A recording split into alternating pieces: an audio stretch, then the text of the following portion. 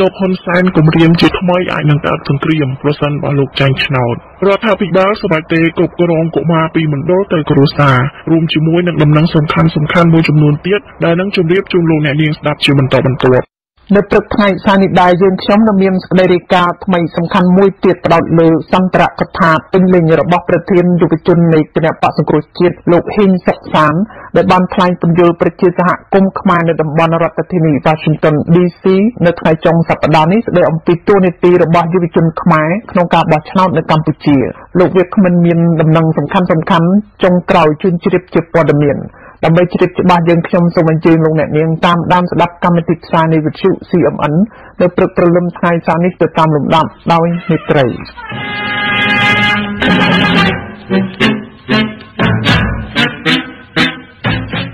ជាការចាប់ផ្ដើមនៃកម្មវិធីព័ត៌មានប្រចាំថ្ងៃរបស់វិទ្យុ CMN នៅព្រឹកព្រលឹមថ្ងៃសៅរ៍នេះនាងខ្ញុំសៅម៉ាសូមជូនខំស្ដាប់ពិស្ដាទៅតាមលំដាប់ដូចតទៅនាយករដ្ឋមន្ត្រីកម្ពុជាបានប្រមានជាថ្មីម្ដងទៀតថាកម្ពុជាអាចនឹងផ្ទុះសង្គ្រាមប្រសិនបើគណៈបករបស់លោកចាញ់ការបោះឆ្នោតនៅពេលខាងមុខលោកនាយករដ្ឋមន្ត្រីហ៊ុនសែនបានថ្លែងដោយចោទជាចម្ងល់ថាប្រសិនបើគណៈបកប្រជាជនមិនបន្តកាន់អំណាចនោះលោកចាប់សួរថាតើសន្តិភាពនៅកម្ពុជាអាចត្រូវបានធានាឬអត់ដោយលោកថាបើគេជេរប្រតិចលៀបពណ៌ដាក់គ្នានឹងការប្រមាថមាក់ងាយនៅតែបន្តកើតមានក្នុងចំណោមមេដឹកនាំនិងអ្នកគ្រប់គ្រងរបស់ពួកគេលោកនាយករដ្ឋមន្ត្រីបានថ្លែងដូចនេះនៅក្នុងពិធីសំណេះសំណាលជាមួយកីឡាការិនីអុកស្រីមុំដែលជាម្ចាស់មេដាយមាសពិភពលោកផ្នែកកីឡាប៉េតង់កម្ពុជានៅវិមានសន្តិភាពកាលពីថ្ងៃទី20ខែមេសាឆ្នាំ2017លោកមានប្រសាសន៍បន្តថានៅពេលដែលគណៈបកប្រជាជនកាន់អំណាចលោកថាភាគីទាំងអស់សុទ្ធតែអាចរស់នៅជាមួយគ្នាដោយសុខដុមរមនាដោយលោកថារដ្ឋាភិបាលរបស់លោកបានបង្កើតឱកាសនិងបរិយាកាសល្អប្រសើរសម្រាប់អ្នកវិនិយោគនិងភាគីទាំងអស់លោកបានចោទជាសំណួរថាតើប្រជាជនកម្ពុជាគួរបោះឆ្នោតដើម្បីរក្សាសន្តិភាពឬបោះឆ្នោតដើម្បីសង្គ្រាមបើសិនមានការផ្លាស់ប្ដូរបានមិនសិនដឹកនាំរដ្ឋាភិបាលមែននោះការប្រមានរឿងសង្គ្រាមនេះមិនមែនជារឿងថ្មីទេដែលលោកនាយករដ្ឋមន្ត្រីហ៊ុនសែនតែងតែធ្វើខណៈការបោះឆ្នោតក្រុមប្រឹក្សាឃុំសង្កាត់និងការបោះឆ្នោតថ្នាក់ជាតិកំពុងខិតជិតចូលមកដល់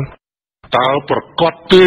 នៅពេលដែលគណៈបព្វជិជនមិនកាន់អំណាចតើធានាប្រកាសថាសន្តិភាពនេះត្រូវបានធានាឬអត់បើការលៀបពណ៌ការជឿប្រតិការប្រមាថអ្នកនេះនៅតែបន្តកើតនៅក្នុងចំណោមមេដឹកនាំនិងអ្នកគ្រប់គ្រងរបស់ពួកគេនេះជាការដាស់តឿនមួយសម្រាប់ការបោះឆ្នោតនៅពេលខាងមុខតើបោះដើម្បីសន្តិភាពបន្តឬបោះដើម្បីសង្គ្រាមសម្រាប់អ្នកស្រាវជ្រាវពីការអភិវឌ្ឍសង្គមលោកមាសនេះយល់ថាសារសង្គ្រាមរបស់លោកហ៊ុនសែនគឺជារឿងធម្មតាដែលបកកាន់អំណាចតែងតែយកមកប្រើដើម្បីអួតពីសមត្ថភាពដឹកនាំប្រទេសរបស់ខ្លួននិងការរកប្រជាប្រិយភាពដើម្បីឈ្នះការបោះឆ្នោតនាពេលខាងមុខប៉ុន្តែលោកមាសនេះបានវិភាគថាសារព្រមានពីសង្គ្រាមនេះអាចជាហេតុផលខ្លះដោយលោកសន្និដ្ឋានថារដ្ឋាភិបាលទំនងដឹងខ្លួនមុនឬទទួលបានព័ត៌មានច្បាស់កាលណាមួយនៅក្នុងជួរកងកម្លាំងប្រដាប់អាវុធពួកគេអាចនឹងមិនគ្រប់គ្រងគណៈបកប្រជាជន 100% នោះទេឬលោកថាមានអ្នកខ្លះគ្រប់គ្រងបកប្រឆាំងដែរលោកវិភាគទៀតថាប្រសិនបើសង្គ្រាមកើតមានដោយសារតែគណៈបកសង្គ្រោះជាតិឈ្នះឆ្នោតមែននោះគឺវាមិនអាចទៅរួចដោយលោកថាគណៈបកប្រឆាំងមិនមានកម្លាំងទ័ពនៅក្នុងដៃពលគឺមានតែរដ្ឋាភិបាលប៉ុណ្ណោះលោកថាសង្គ្រាមអាចនឹងកើតមានលុះណាតែមានកម្លាំងប្រដាប់អាវុធពីរប្រជុំមុខដាក់គ្នា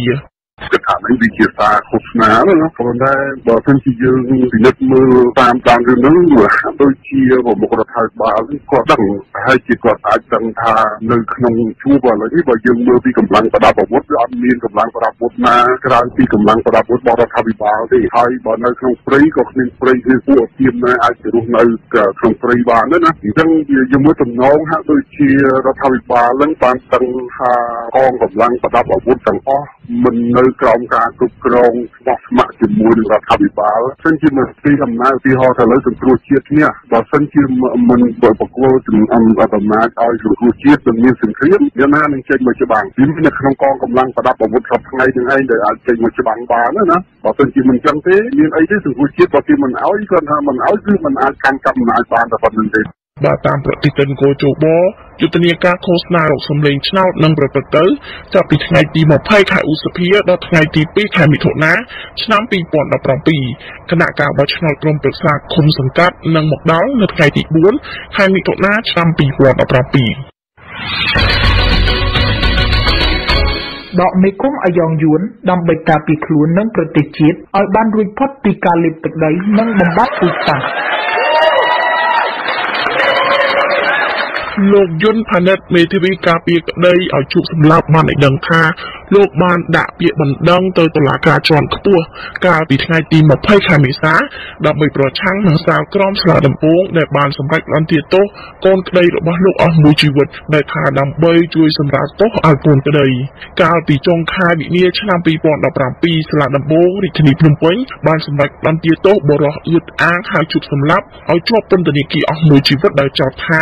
บานใบสำลับโลกบรรดาการไล่กาปีค่ายกับกระดาษช้ำปีปอนดับประมวยเมทีวีจุดสำลับคือโลกยนต์พนัดบานไอ้ดังท้าดาวจอมได้นวมไอ้โลกด่าเปียบันดังเตอสลาวท้อและซาตายซากรามสลัดดับโบงดับรันตีโตโกดในระบบโลกอมูชีวิตเมียนสถานเพียบคนง้อหนึ่งเคลื่อนออกกาการแพร่กำหงโลกสังคมทาการดังเตอสลาวท้อนี้หนึ่งอ้ายช่วยเอาโกนเกยโลกตัวมันการบรรทุกบรรทอยตัวหมุดไหนถ้าในโกนเกยโลกจะการแพร่กำหงได้ช่วยตายอำเภอละอ้อในขนมต้นธนีกีโลกการไล่เนี่ยมีเพียบปัญหาสังคมดอลลาร์ใบระบานขมันกันเพื่อใบสำหรับเนื้อสามัดกบายสต็อปโบโกริทนีพรมปนการปิดไฟติดดับขายกัดราชนำปีปอนดับประมุยกลายหายตาอัญญาโทบานจับครูนบรอแต่มันเนี้ยชมูอึดอ้างหรือหายจุดสำหรับตัวอย่างนากระดอยจีหยกงวบจุดสำหรับบานอ่างท้าครูนจีเนี่ยสำหรับลูกบรรดาตามเลยหากมันมีเนี่ยนาเป็นเชี่ยหรือเนื้อปิกระทน้องตีดอกไม่คุ้มอ่างอมนาจนำใบบรรจับการผลิตคลายระบริขมายในตูจ้างประสิทธิ์เปียป้อนจมูกนางอัญญาโทคารตนากีรีเว้นบานจับคล้นจนจิตกันจำนวนรำเนี่ยนางจนจิตขมายมันเนี่ยเปียป้อนนางกระไหนจิตโยกรายขอฉบับกำลังสมัติใกล้สกลมพัดคารตนากีรีบานขอดคล้นจนจิตกันจำนวนรำเนี่ยนางขมายมันเนี่ยหาบิงจูนปุเกเตอร์สลัดนำวงแค่ดาวจอประกันท้าบานโจจิตโยกรายขอฉบับในจำนวนโอละขนงภูมิทมยคมใจอุดอสกลมพัดการปิดไงตีบอกไพ่แคมิซาดีบาตามเว็บไซต์แกะสมองการกบาลเชียดแต่บานจบไซต์การปิดไงตีหมอกไพ่มวยคามิซาชามปีปอนดับรำปีมาตามเว็บไซต์แกะสมองการกบาลเชียดอัญญาทอคารตนากิริบานจอปีเนิดหนึ่งขดคล้วนจนสองไซต์ประมวยเนี่ยขณะผู้เกยยกเกลืองจะก่อกายได้หนึ่งชูใช้จิตยกร้ายร่วมจิมวยหนึ่งรถยนต์มาลึกซีมือเกลืองตีนมาตามแกะสมองการกบาลเชียดหมกตัวปีนี้อัญญาทอคารตนากิริบานขดคล้วนจนสองไซต์แกงประมวยเนี่ยครั้งเลือรวมแกงรถยนต์มือเกลืองดับใบก่อสร้างสมนมเรื่องเป็นชุดตลาดกาดอกไม่คุ้มปุกเรือลุยดำใบช่วยชีวภีบริขมายเอารุนในบางความรุนนี่มาจากล้อมจมูกหนึ่งปอดเมียนอันเป็นหลายมือเย็ดคือรถทับปีบางกัมพูชีสมัยเตะการกรบกรองกบมาปีเหมือนโดนกบมากรมเปรี้ยเตยกูซ่าระบอบปูเก็บไว้โดยท่ากบมากรบรูปเมียนสัตตัวบางกาไทยต้มปีกูซ่าขณะในการรุ่นเนอร์เหมือนโดนกบมากรมเปรี้ยกระทรวงโรคเคยข่ามารวมหลบสัตดาวกบมากระทรวงสังคมใกล้จมูกหนึ่งมูลนิธิองค์การสหประชาชาตินำใบกบมายูนิเซฟบานสมัยเตะการกรบกรองกบมาในกรมปูรุ่นเนอร์เหมือนโดนกบมากรมเปรี้ยเตยจมูกกรมครูซาระบอบปูเกเว้งบรรดาไปโรคเคยข่าจัดแปดสปีรอยในกบมาในรุ่นเนอร์เหมือนโดนกบมากรมเปรี้ยแต่เอาในกัมพูชีสดแต่ขมายเมียนเอาปกมาได้แต่เตยกาเพียบเกาะดาวปีกรมครูซาระบอบคลวนการวิธีนี้บานจับน้ำล้างการปีชนะปีปอนประมวยการวิธีนี้บานจับน้ำล้างการปีชนะปีปอนดับประมวยโดยเฟอร์เลือกค่ายริทนี้จำนวนปรามมีริทนี้พนมเป้งบัดดำบองซิมเรียบกันดาวหนึ่งค่ายประเสริฐนุได้จีดำบองเตะกบมา3 สปีร้อยปีเหมือนโดนกบมากรมเปรี้ยแต่งหนูรอบมันใจกระทรวงสังคมใกล้โลกวงโซดมามีประสานในขนมพิธีบ้านสคาสลาบสับไซหลักพอการกำนัดไทยตีเหมือนโดนท้ายตอมกบมาในค่ายดีหมกไผ่คาเมซาธาปัจจุบันมีเหมือนโดนกบมากรมเปรี้ยจ้างกันหลายแต่บานบ้างในกัมพูชีโลกทากาบเบาชอนกันไหลนี้มันมีในท้ากัมพูชีสมบูรณ์แต่น้อยขมายกัมเปรูตี គឺបណ្ដាលមកពីទម្លាប់នៃការចិញ្ចឹមក្មេងនៅមណ្ឌលគឺកើតមានដដែលជាទម្លាប់នេះមិនត្រឹមតែធ្វើឲ្យមណ្ឌលច្រើននោះទេថែមទាំងមានជនឆ្លងឱកាសខ្លះបានធ្វើអាជីវកម្មលើកុមារនេះផងដែរលោកបន្តថាមណ្ឌលថែទាំកុមារគឺជាជំរើសចុងក្រោយបង្អស់ហើយគ្រាន់តែជាដំណោះស្រាយបណ្ដោះអាសន្នតែប៉ុណ្ណោះហើយគ្មានកន្លែងណាជាកន្លែងល្អបំផុតសម្រាប់កូនដោយគ្រួសារនោះទេលោកបន្ថែមថាការផ្ទេរនេះគឺរដ្ឋនឹងដៃគូពាក់ព័ន្ធជាអ្នកទទួលខុសត្រូវផ្ដល់ការគាំពារទៅដល់កុមារទាំងនោះទាំងថវិកានិងអាហារូបត្ថម្ភដោយមណ្ឌលថែទាំកុមារដែរធ្វើយ៉ាងណាឲ្យកុមារទាំងនោះបានជន់គ្រួសាររបស់ពួកគេតំណាងអង្គការ UNICEF ប្រចាំកម្ពុជាលោកស្រី Deborah Komini បានឲ្យដឹងថា UNICEF គាំទ្រការផ្ទេរនេះដោយសារការរស់នៅក្នុងមណ្ឌលថែទាំទាំងនោះពុំបានផ្ដល់នៅក្របខ័ណ្ឌសម្រាប់ឲ្យរីកចម្រើនរបស់កុមារបានល្អប្រសើរ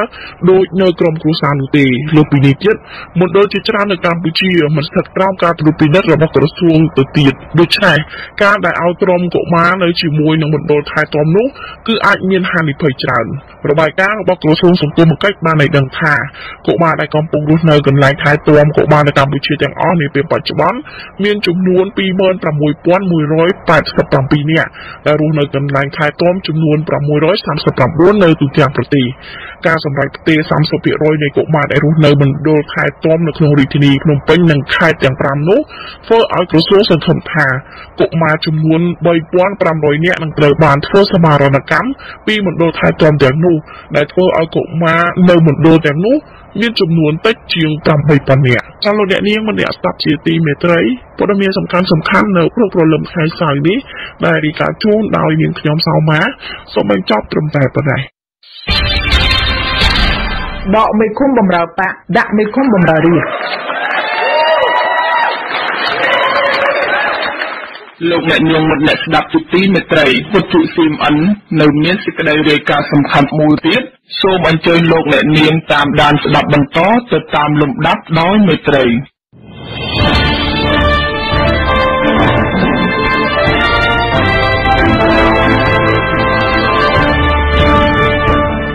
This is the name of Khmer America. This is the voice of Khmer American.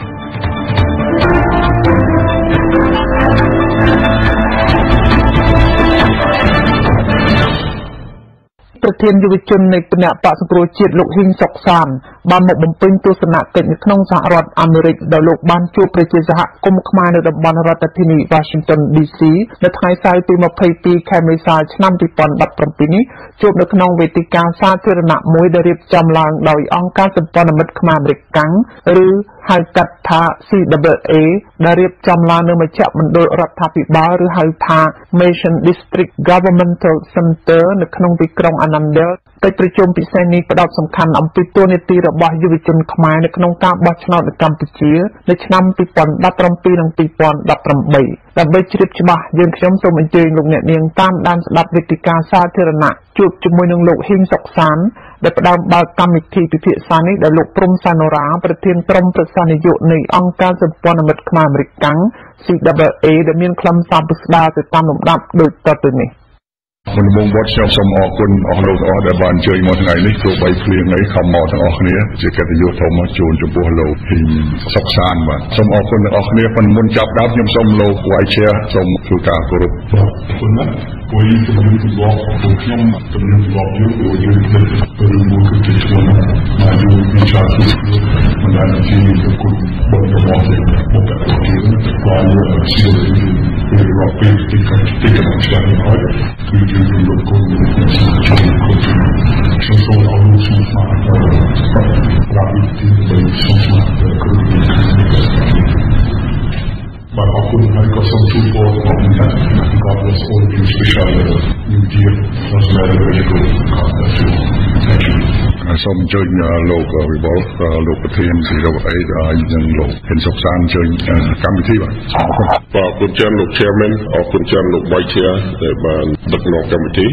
នៅថ្ងៃនេះសូមស្វាគមន៍ឲ្យបងហ៊ិនសុកសានដែលបានធ្វើដំណើរទស្សនកិច្ចមកកាន់សហរដ្ឋអាមេរិកដើម្បីជួបសម្ដែងដំណើរជាមួយសហគមន៍ខ្មែរអាមេរិកក្នុងន័យដើម្បីផ្សព្វផ្សាយពីគោលនយោបាយពាក់ព័ន្ធទៅនឹងការពង្រឹងនិងពង្រីកបណ្ដាញយុវជនក៏ដូចជាដើម្បីឆ្លុះបញ្ចាំងអំ ពីចក្ខុវិស័យនៃចលនាយុវជនតើមានចក្ខុវិស័យយ៉ាងណាខ្លះដើម្បីចូលរួមនៅក្នុងកិច្ចការបោះឆ្នោតទាំងការបោះឆ្នោតជាតិនិងការបោះឆ្នោតឃុំសង្កាត់នៅពេលខាងមុខនេះដូច្នេះក្នុងនាមអង្គការវិទ្យាអង្គការសម្ព័ន្ធមិត្តខ្មែរនៃកាំងយើងស្វាគមន៍ហើយយើងក៏ចង់បានមតិសម្លេងសម្ដាលពីនេះដើម្បីចែកជូនទៅដល់បងប្អូនដែលជាយុវជននៃប្រទេសអាមេរិកឲ្យយល់អំពីសារៈសំខាន់នៃការចូលរួមពីយុវជនយើងនៅក្នុងកិច្ចការនយោបាយ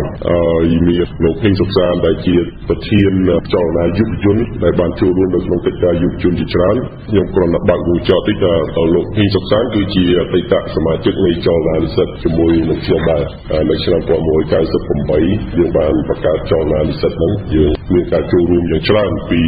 និស្សិតនៅក្នុងការទាមទាររកសិទ្ធិសេរីភាពក៏ដូចជាទាមទារមានការផ្លាស់ប្ដូរនៅក្នុងសង្គមកម្ពុជានៅក្នុងនោះគឺអូនហ៊ីងសុកសានម្នាក់បានចូលរួមយ៉ាងសកម្មនៅក្នុងកិច្ចការហ្នឹងហើយលោកហ៊ីងសុកសានបានចូលរួមយ៉ាងសកម្មជាមួយនឹងកិច្ចការនយោបាយបន្តទៅរហូតដល់សប្តាហ៍ថ្ងៃនេះគឺក្រោយពីមានការបង្រួបរួមរវាងអ្នកជាបតៃគណៈបកសិទ្ធិមនុស្សនិងគណៈបកសមរស៊ីទៅចេញជាគណៈបកសង្គ្រោះជាតិគាត់ត្រូវបានជ្រើសរើសឲ្យដឹកនាំជាប្រធានចលនាយុវជនប្រចាំគណៈបកសង្គ្រោះជាតិហើយបើកវងចោតទីផងដែរលោកហ៊ីងសុកសានក៏បានជាយុវជនឆ្នើមមុនគេហើយដែលបានជាប់ជាយុវជនទី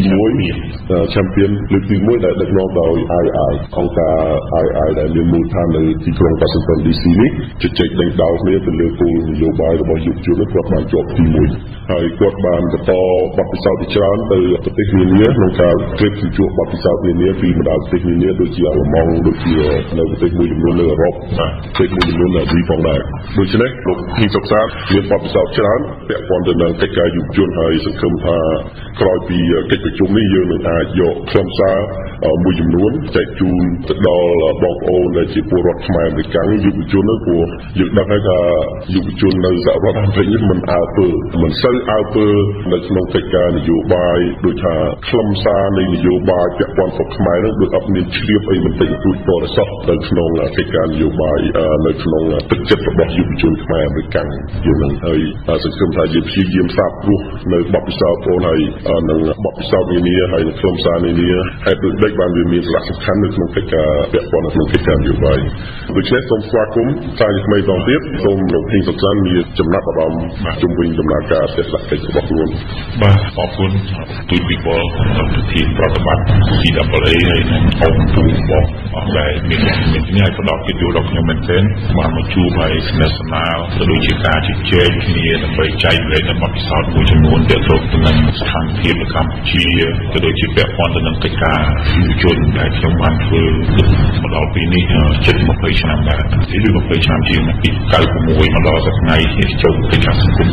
បាទហើយក្នុងនោះខ្ញុំក៏ចង់ផ្ដល់ព័ត៌មានមួយចំនួនពាក់ព័ន្ធទៅនឹងកិច្ចការបោះឆ្នោតជារឿងមួយសំខាន់ពីព្រោះកម្ពុជាយើងប្រកាន់នៅរបបរាជានិយមអាស្រ័យរដ្ឋធម្មនុញ្ញដែលមានព្រះមហាក្សត្រជាប្រមុខរដ្ឋហើយប្រកាន់លើការប្រជាធិបតេយ្យសេរីនិងមូលដ្ឋានអញ្ចឹងនៅក្នុងពាក្យថាប្រជាធិបតេយ្យនិងភូបវិជាពាក្យទៅលើអញ្ចឹងគោលការណ៍ប្រជាធិបតេយ្យគឺត្រូវមានការបោះឆ្នោតហើយត្រូវមានបកចូលរួមច្រើនភូបដូច្នេះវាចាំបាច់ត្រូវមានការផ្លាស់ប្ដូរតាមរយៈការបោះឆ្នោតដែលកន្លងមកគេចិត្តទៅលៀបពណ៌ថាយើងជួយបរិវត្តធ្វើអីទៅឲ្យរាល់ដំណើរគឺថាគេខ្ញុំមកក្រៅស្អីគេចូលមកលៀបពណ៌ហ្នឹងគេរៀនពីរបៀបធ្វើបរិវត្តពណ៌ទៀតអញ្ចឹងទៅអានឹងគេនេះប៉ុន្តែយើងអត់ខ្វល់ប៉ុន្តែយើងដឹងខ្លួនយើងថាយើងចង់ឲ្យមានការផ្លាស់ប្ដូរតាមរយៈការបោះឆ្នោតមួយដែលសេរីត្រឹមត្រូវនិងយុត្តិធម៌ដែលយើងអាចទទួលយកបានចឹងហើយបានដំណើរទស្សនកិច្ចរបស់ខ្ញុំនេះគឺខ្ញុំចង់ជម្រាបពីគោលបំណងនៃដំណើរទស្សនកិច្ចរបស់ខ្ញុំមកកាន់សារ៉ាត់វិញជាថ្មីម្ដងទៀតនេះគឺគោលបំណងចម្បងរបស់ខ្ញុំគឺដោយសារតែខ្ញុំគិតថាខ្ញុំអាចជា future leader of the party បានជាមេដឹកនាំទៅខាងអនាគតមកណាបាទអញ្ចឹងចង់នេះក៏ភាពចាំបាច់ត្រូវតែមានការទំនាក់ទំនងល្អឬក៏ការផ្សារភ្ជាប់គ្នាជាមួយនឹងអ្នកគ្រប់គ្រងឬក៏ថ្នាក់ដឹកនាំគណៈបកសង្គមជាតិនៅបណ្ដារដ្ឋនានាជាពិសេសគឺសហគមន៍ខ្មែរនៅសហរដ្ឋអាមេរិកនេះហើយជាពិសេសទៀតនោះគឺយើងចង់ពង្រឹងនិងពង្រីកទៅនៅការគ្រប់គ្រងនិងបញ្ជាទៅលើបញ្ហាអស់នេះបញ្ហាស្រុកទេសនេះទៅដល់យុវជនចំនួនក្រោយនៅក្នុងកំពុងតែរស់នៅក្នុងសហរដ្ឋអាមេរិកពួកខ្ញុំតែងតែសម្ដែងនៅក្តីបារម្ភថាពេលនេះគឺមានចំនួនអ៊ំពូបងទាំងអស់ដែលវ័យខ្សែខ្លាយអីហ្នឹងដោយសារមានខ្លួនមានឈាមជ័រកើតទៅលើទឹកដីខ្មែរហើយស្រឡាញ់ទឹកដីខ្មែរនឹកសុខនឹកទេអញ្ចឹងតែងតែមានក្តីបារម្ភគិតគូរពីរឿងសុខទេប៉ុន្តែ នៅផ្លាច់ផុតមកចំនួនពួកគាត់នេះចូលដល់ចំនួនសម័យខ្ញុំឬក៏ក្រោយខ្ញុំទៅវាបាត់អាឈាមចូលផ្សារជាប់ទៅនឹងមាតុភូមិវាអស់អញ្ចឹងធ្វើឲ្យបាត់បង់អញ្ចឹងអ្នកនៅខាងក្នុងស្រុកនោះរងាអញ្ចឹងត្រូវការការគ្រប់គ្រងអញ្ចឹងមកខ្ញុំចង់ផ្សារជាប់ដល់នេះខ្ញុំឆ្លៀតយកដំណើរទស្សនកិច្ចនេះត្រូវតែមាននៅក្នុងនេះដើម្បីយកទៅប្រឹងសញ្ញាទៅអនាគតនេះជាគោលបំណងធំទី1ទី2ខ្ញុំចង់ជម្រាបដល់ពលរដ្ឋខ្មែរដែលយល់រស់នៅសហរដ្ឋអាមេរិកក្តីនិងអ្នកមុខអ្នកការជាពិសេសអ្នកធ្វើកិច្ចការអង្គការអន្តរជាតិមួយចំនួនដែលកំពុងតែធ្វើការងារនៅកម្ពុជាក្នុងការលើកកម្ពស់នៅសិទ្ធិសេរីភាពលទ្ធិប្រជាធិបតេយ្យទាំងអស់នៅកម្ពុជានឹងឲ្យបានយល់ពីសារៈសំខាន់នៃការបោះឆ្នោតឃុំសង្កាត់នៅមុខនេះយើងនឹងថាកម្ពុជានឹងមានការបោះឆ្នោតឃុំសង្កាត់នៅថ្ងៃទី4ខែមិថុនាឆ្នាំ2017ខាងមុខនេះគឺមានសារៈសំខាន់ណាស់ពីព្រោះធ្វើឲ្យពលរដ្ឋយើងមួយចំនួនច្រឡំទាំងនៅក្នុងស្រុកទាំងក្រៅស្រុកតែងតែចាត់ទុកថាការបោះឆ្នោតឃុំអត់សំខាន់ទេចាំមកពេលបោះឆ្នោតជាតិបោះឆ្នោតដូរនាយករដ្ឋមន្ត្រីឬក៏រឿងតំណាងរាស្ត្រតែហ្មងដើម្បីដឹកនាំប្រទេសប៉ុន្តែគាត់ភ្លេចគិតថាស្អីអ្វីក្រោយគឺចាប់ផ្ដើមពីមូលដ្ឋានតែខ្ញុំនឹងជំរាបបានគម្រោងគឺជំរាបគាត់ឲ្យយល់ពីសារៈសំខាន់នៃការបោះឆ្នោតឃុំសង្កាត់ពីព្រោះថាដូចយើងសង់ផ្ទះចឹងគឺចាំបាច់ត្រូវមានគ្រឹះជាមូលដ្ឋានហើយការបោះឆ្នោតភូមិនេះគឺយើងចង់ឲ្យមានការផ្លាស់ប្ដូរពីកម្រិតមូលដ្ឋានសារៈសំខាន់បើយើងនិយាយទៅក្នុងរឿងចិនគឺដូចយើងបាននគរចឹងយើងចូលទៅប្រកួតនៅក្នុងការបោះឆ្នោតគឺដើម្បីឈ្នះឆ្នោតដឹកនាំភូមិចឹងកាលណាយើងឈ្នះដឹកនាំភូមិនោះយើងយកភូមិហ្នឹងជាមូលដ្ឋាននយោបាយដើម្បីយើងផ្សព្វផ្សាយទៅនៅសារនយោបាយឬក៏យកគោលនយោបាយដែលគណៈបកយើងនឹងបានសន្យានៅក្នុងអំឡុងពេលឃោសនាឬក៏យុទ្ធនាការបោះឆ្នោតយើងយកវាទៅអនុវត្តពេលនោះមនោគមវិជ្ជានយោបាយឬក៏សារនយោបាយឬក៏គោលនយោបាយរបស់គណៈបកដែលយើងឈ្នះក្នុងឃុំនោះវាបានផ្សាយភាយទៅក្នុងឃុំហ្នឹងហើយវាអាចជះឥទ្ធិពលទៅដល់ឃុំដទៃទៀតបើយើងព្រៀបធៀបនឹងរឿងចិត្តដូចយើងបាននគរមកយើងពង្រីកការកាន់កាប់នគរផ្សេងៗទៀតទៅបានអញ្ចឹងវាជារឿងនៃសារៈសំខាន់ហើយការបោះឆ្នោតឃុំនេះដោយផ្អែកទៅលើស្មារតីច្បាប់ឬក៏លិខិតបទដ្ឋានសេដ្ឋកិច្ចផ្សេងៗរបស់ប្រទេសកម្ពុជាគឺការបោះឆ្នោតឃុំសង្កាត់នេះគឺផ្ដល់ផលប្រយោជន៍នយោបាយផលប្រយោជន៍សង្គមតិចនិងផលប្រយោជន៍សេដ្ឋកិច្ចច្រើនណាស់ខ្ញុំនឹងបញ្យល់ថាផុសបានប្រយោជន៍ទៅពីនេះនៅពេលដែលយើងឈ្នះឆ្នោតដឹកនាំឃុំសង្កាត់ហ្នឹងគឺយើងមិនទៅបម្រើប្រជាពលរដ្ឋដោយផ្ដល់ឲ្យប្រជាពលរដ្ឋហ្នឹងបានទទួលនូវប្រយោជន៍ពីរសំខាន់គឺប្រយោជន៍សេដ្ឋកិច្ចនិងប្រយោជន៍សង្គមតិចឧទាហរណ៍ថាពលរដ្ឋពេលដែលយើងទៅឈ្នះឆ្នោតគេអត់ស្ដារបន្លាយទេឬក៏គេអត់ធ្វើផ្លូវទេអញ្ចឹងបើយើងឈ្នះឆ្នោតយើងមានគោលនយោបាយមួយបម្រើផលប្រយោជន៍ពីរដ្ឋយើងអភិវឌ្ឍហ្នឹងយើងធ្វើបន្លាយយើងធ្វើផ្លូវណាដោយរកកញ្ចក់ថវិកាពីសហជាតិវាមិនចាំយើងនិយាយជិតក្រោយគាត់ថាយើងកសាងដល់ហ្នឹងធ្វើឲ្យប្រជាពលរដ្ឋហ្នឹងគឺថាឥឡូវគាត់ត្រូវទៅទីក្រុងគាត់ត្រូវជិះតាមផ្លូវនេះដោយសារផ្លូវនឹងពិបាកគាត់ត្រូវចំណាយពេល8ម៉ោងឧទាហរណ៍តែបើធ្វើផ្លូវល្អគាត់ចំណាយពេលតែ2ម៉ោងអញ្ចឹងនឹងសំចៃទាំងពេលរៀនសំចៃទាំងថវិកាអស់ហើយគេថាប្រយោជន៍សេដ្ឋកិច្ចឧទាហរណ៍ថាឥឡូវគេដឹកនាំគេមានយកលុយក្រៅប្រព័ន្ធគេជួយសង្កត់គេពុករលួយទីឡាក់តែបើយើងដឹកនាំយើងជួយសម្រួលប្រជាពលរដ្ឋផ្ដល់សេវាជូនប្រជាពលរដ្ឋអាហ្នឹងថាប្រយោជន៍សង្គមកិច្ចនិងសម្រាប់ប្រជាពលរដ្ឋអត្ថប្រយោជន៍ដែលបានមកពីការបោះឆ្នោតគុំស្ថិតសម្រាប់គណៈបកនយោបាយគឺប្រយោជន៍នយោបាយនេះគឺជាប្រយោជន៍សំខាន់ពីព្រោះតាមច្បាប់នៅប្រទេសកម្ពុជាយើងគឺថាពេលដែលឈ្នះឆ្នោតក្រុមប្រឹក្សាគុំសង្កាត់ក្រុមប្រឹក្សាគុំសង្កាត់នេះនឹងទៅរើសក្រុមប្រឹក្សាស្រុកនឹងទៅរើសក្រុមប្រឹក្សាខេត្តនឹងទៅរើសព្រឹទ្ធសភាអញ្ចឹងបើយើងឈ្នះឆ្នោតក្រុមប្រឹក្សាគុំនឹងឈ្នះច្រើន majority មានថាយើងនឹងទៅ majority នៅក្រុមប្រឹក្សាស្រុក majority នៅក្រុមប្រឹក្សាខេត្ត majority នៅសភាព្រឹទ្ធសភាឃើញទេអញ្ចឹងបើយើងនិយាយពីទូនីតិនិងមុខងារសំខាន់របស់ក្រុមប្រឹក្សាស្រុកក្រុមប្រឹក្សាខេត្តគឺជាអ្នកអនុម័តថវិកាប្រចាំឆ្នាំជាអ្នកអនុម័តនៅផែនការសកម្មភាពអនុម័តផែនការថវិការរយៈពេលវែងអីខ្លះនៅក្នុងច្បាប់ស្តីពីការគ្រប់គ្រងរដ្ឋបាលគុំសង្កាត់គឺមានចែងទូនីតិខ្ញុំនិយាយមិនអស់ប៉ុន្តែខ្ញុំចាំអត់ប៉ុន្តែមានច្រើនអញ្ចឹងទូនីតិដល់អញ្ចឹងទោះបីចវាយខេត្តឬក៏ចវាយស្រុកដែលកាន់កាប់ដោយគណៈបកកណ្ដាលអំណាចក៏ដោយតែបើខាងយើងកាន់ក្រុមប្រឹក្សាគឺដូចជាសភាមូលដ្ឋានអញ្ចឹងវាអាចលុបពីដល់ខាងនោះដូចជាព្រឹទ្ធសភាបើយើងបានឈ្នះឆ្នោតក្រុមប្រឹក្សាឃុំច្រើនយើងនឹងឈ្នះឆ្នោតព្រឹទ្ធសភាទៀតមានថាយើងនឹងខ្លាយជាប្រធានយើងកាន់ស្ថាប័ននីតិបញ្ញត្តិមួយដែរពីប្រទេសដូចកម្ពុជាយើងបង្កើតនៅរបបទ្វេសភាគឺមានព្រឹទ្ធសភាដែលជាសេចក្ដីទៀតចឹងបើយើងទៅឈ្នះឆ្នោតដឹកនាំព្រឹទ្ធសភាមានន័យថាដឹកនាំស្ថាប័ននីតិបញ្ញត្តិមួយដែរហើយទូនីតិប្រធានព្រឹទ្ធសភាច្រើនក្នុងនេះលើកសំខាន់ណាស់គាត់អាចខ្លាយទៅជាក្រុមប្រឹក្សារាជសម្បត្តិក្នុងការជ្រើសរើសព្រះមហាក្សត្របើសិនព្រះមហាក្សត្រសាគីបង្គោលឬក៏ដាក់រាជអីឡើងមួយទៀតទូនីតិប្រធានព្រឹទ្ធសភាអាចខ្លាយទៅជាប្រមុខរដ្ឋស្ដីទីតាមរយៈរាជប្រធានរាជានិស្សិតនៅពេលដែលព្រះ ព្រះមហាក្សត្រវត្តមានពីប្រទេសឬក៏មានប្រជុំអីឡើងនេះអញ្ចឹងទូនីតិជាប្រមុខរដ្ឋស្ដីទីយើងដឹងហើយអាចចុះហត្ថលេខាជំនួសព្រះមហាក្សត្រទៅលើផ្សព្វផ្សាយលើរាជក្រមក្នុងការ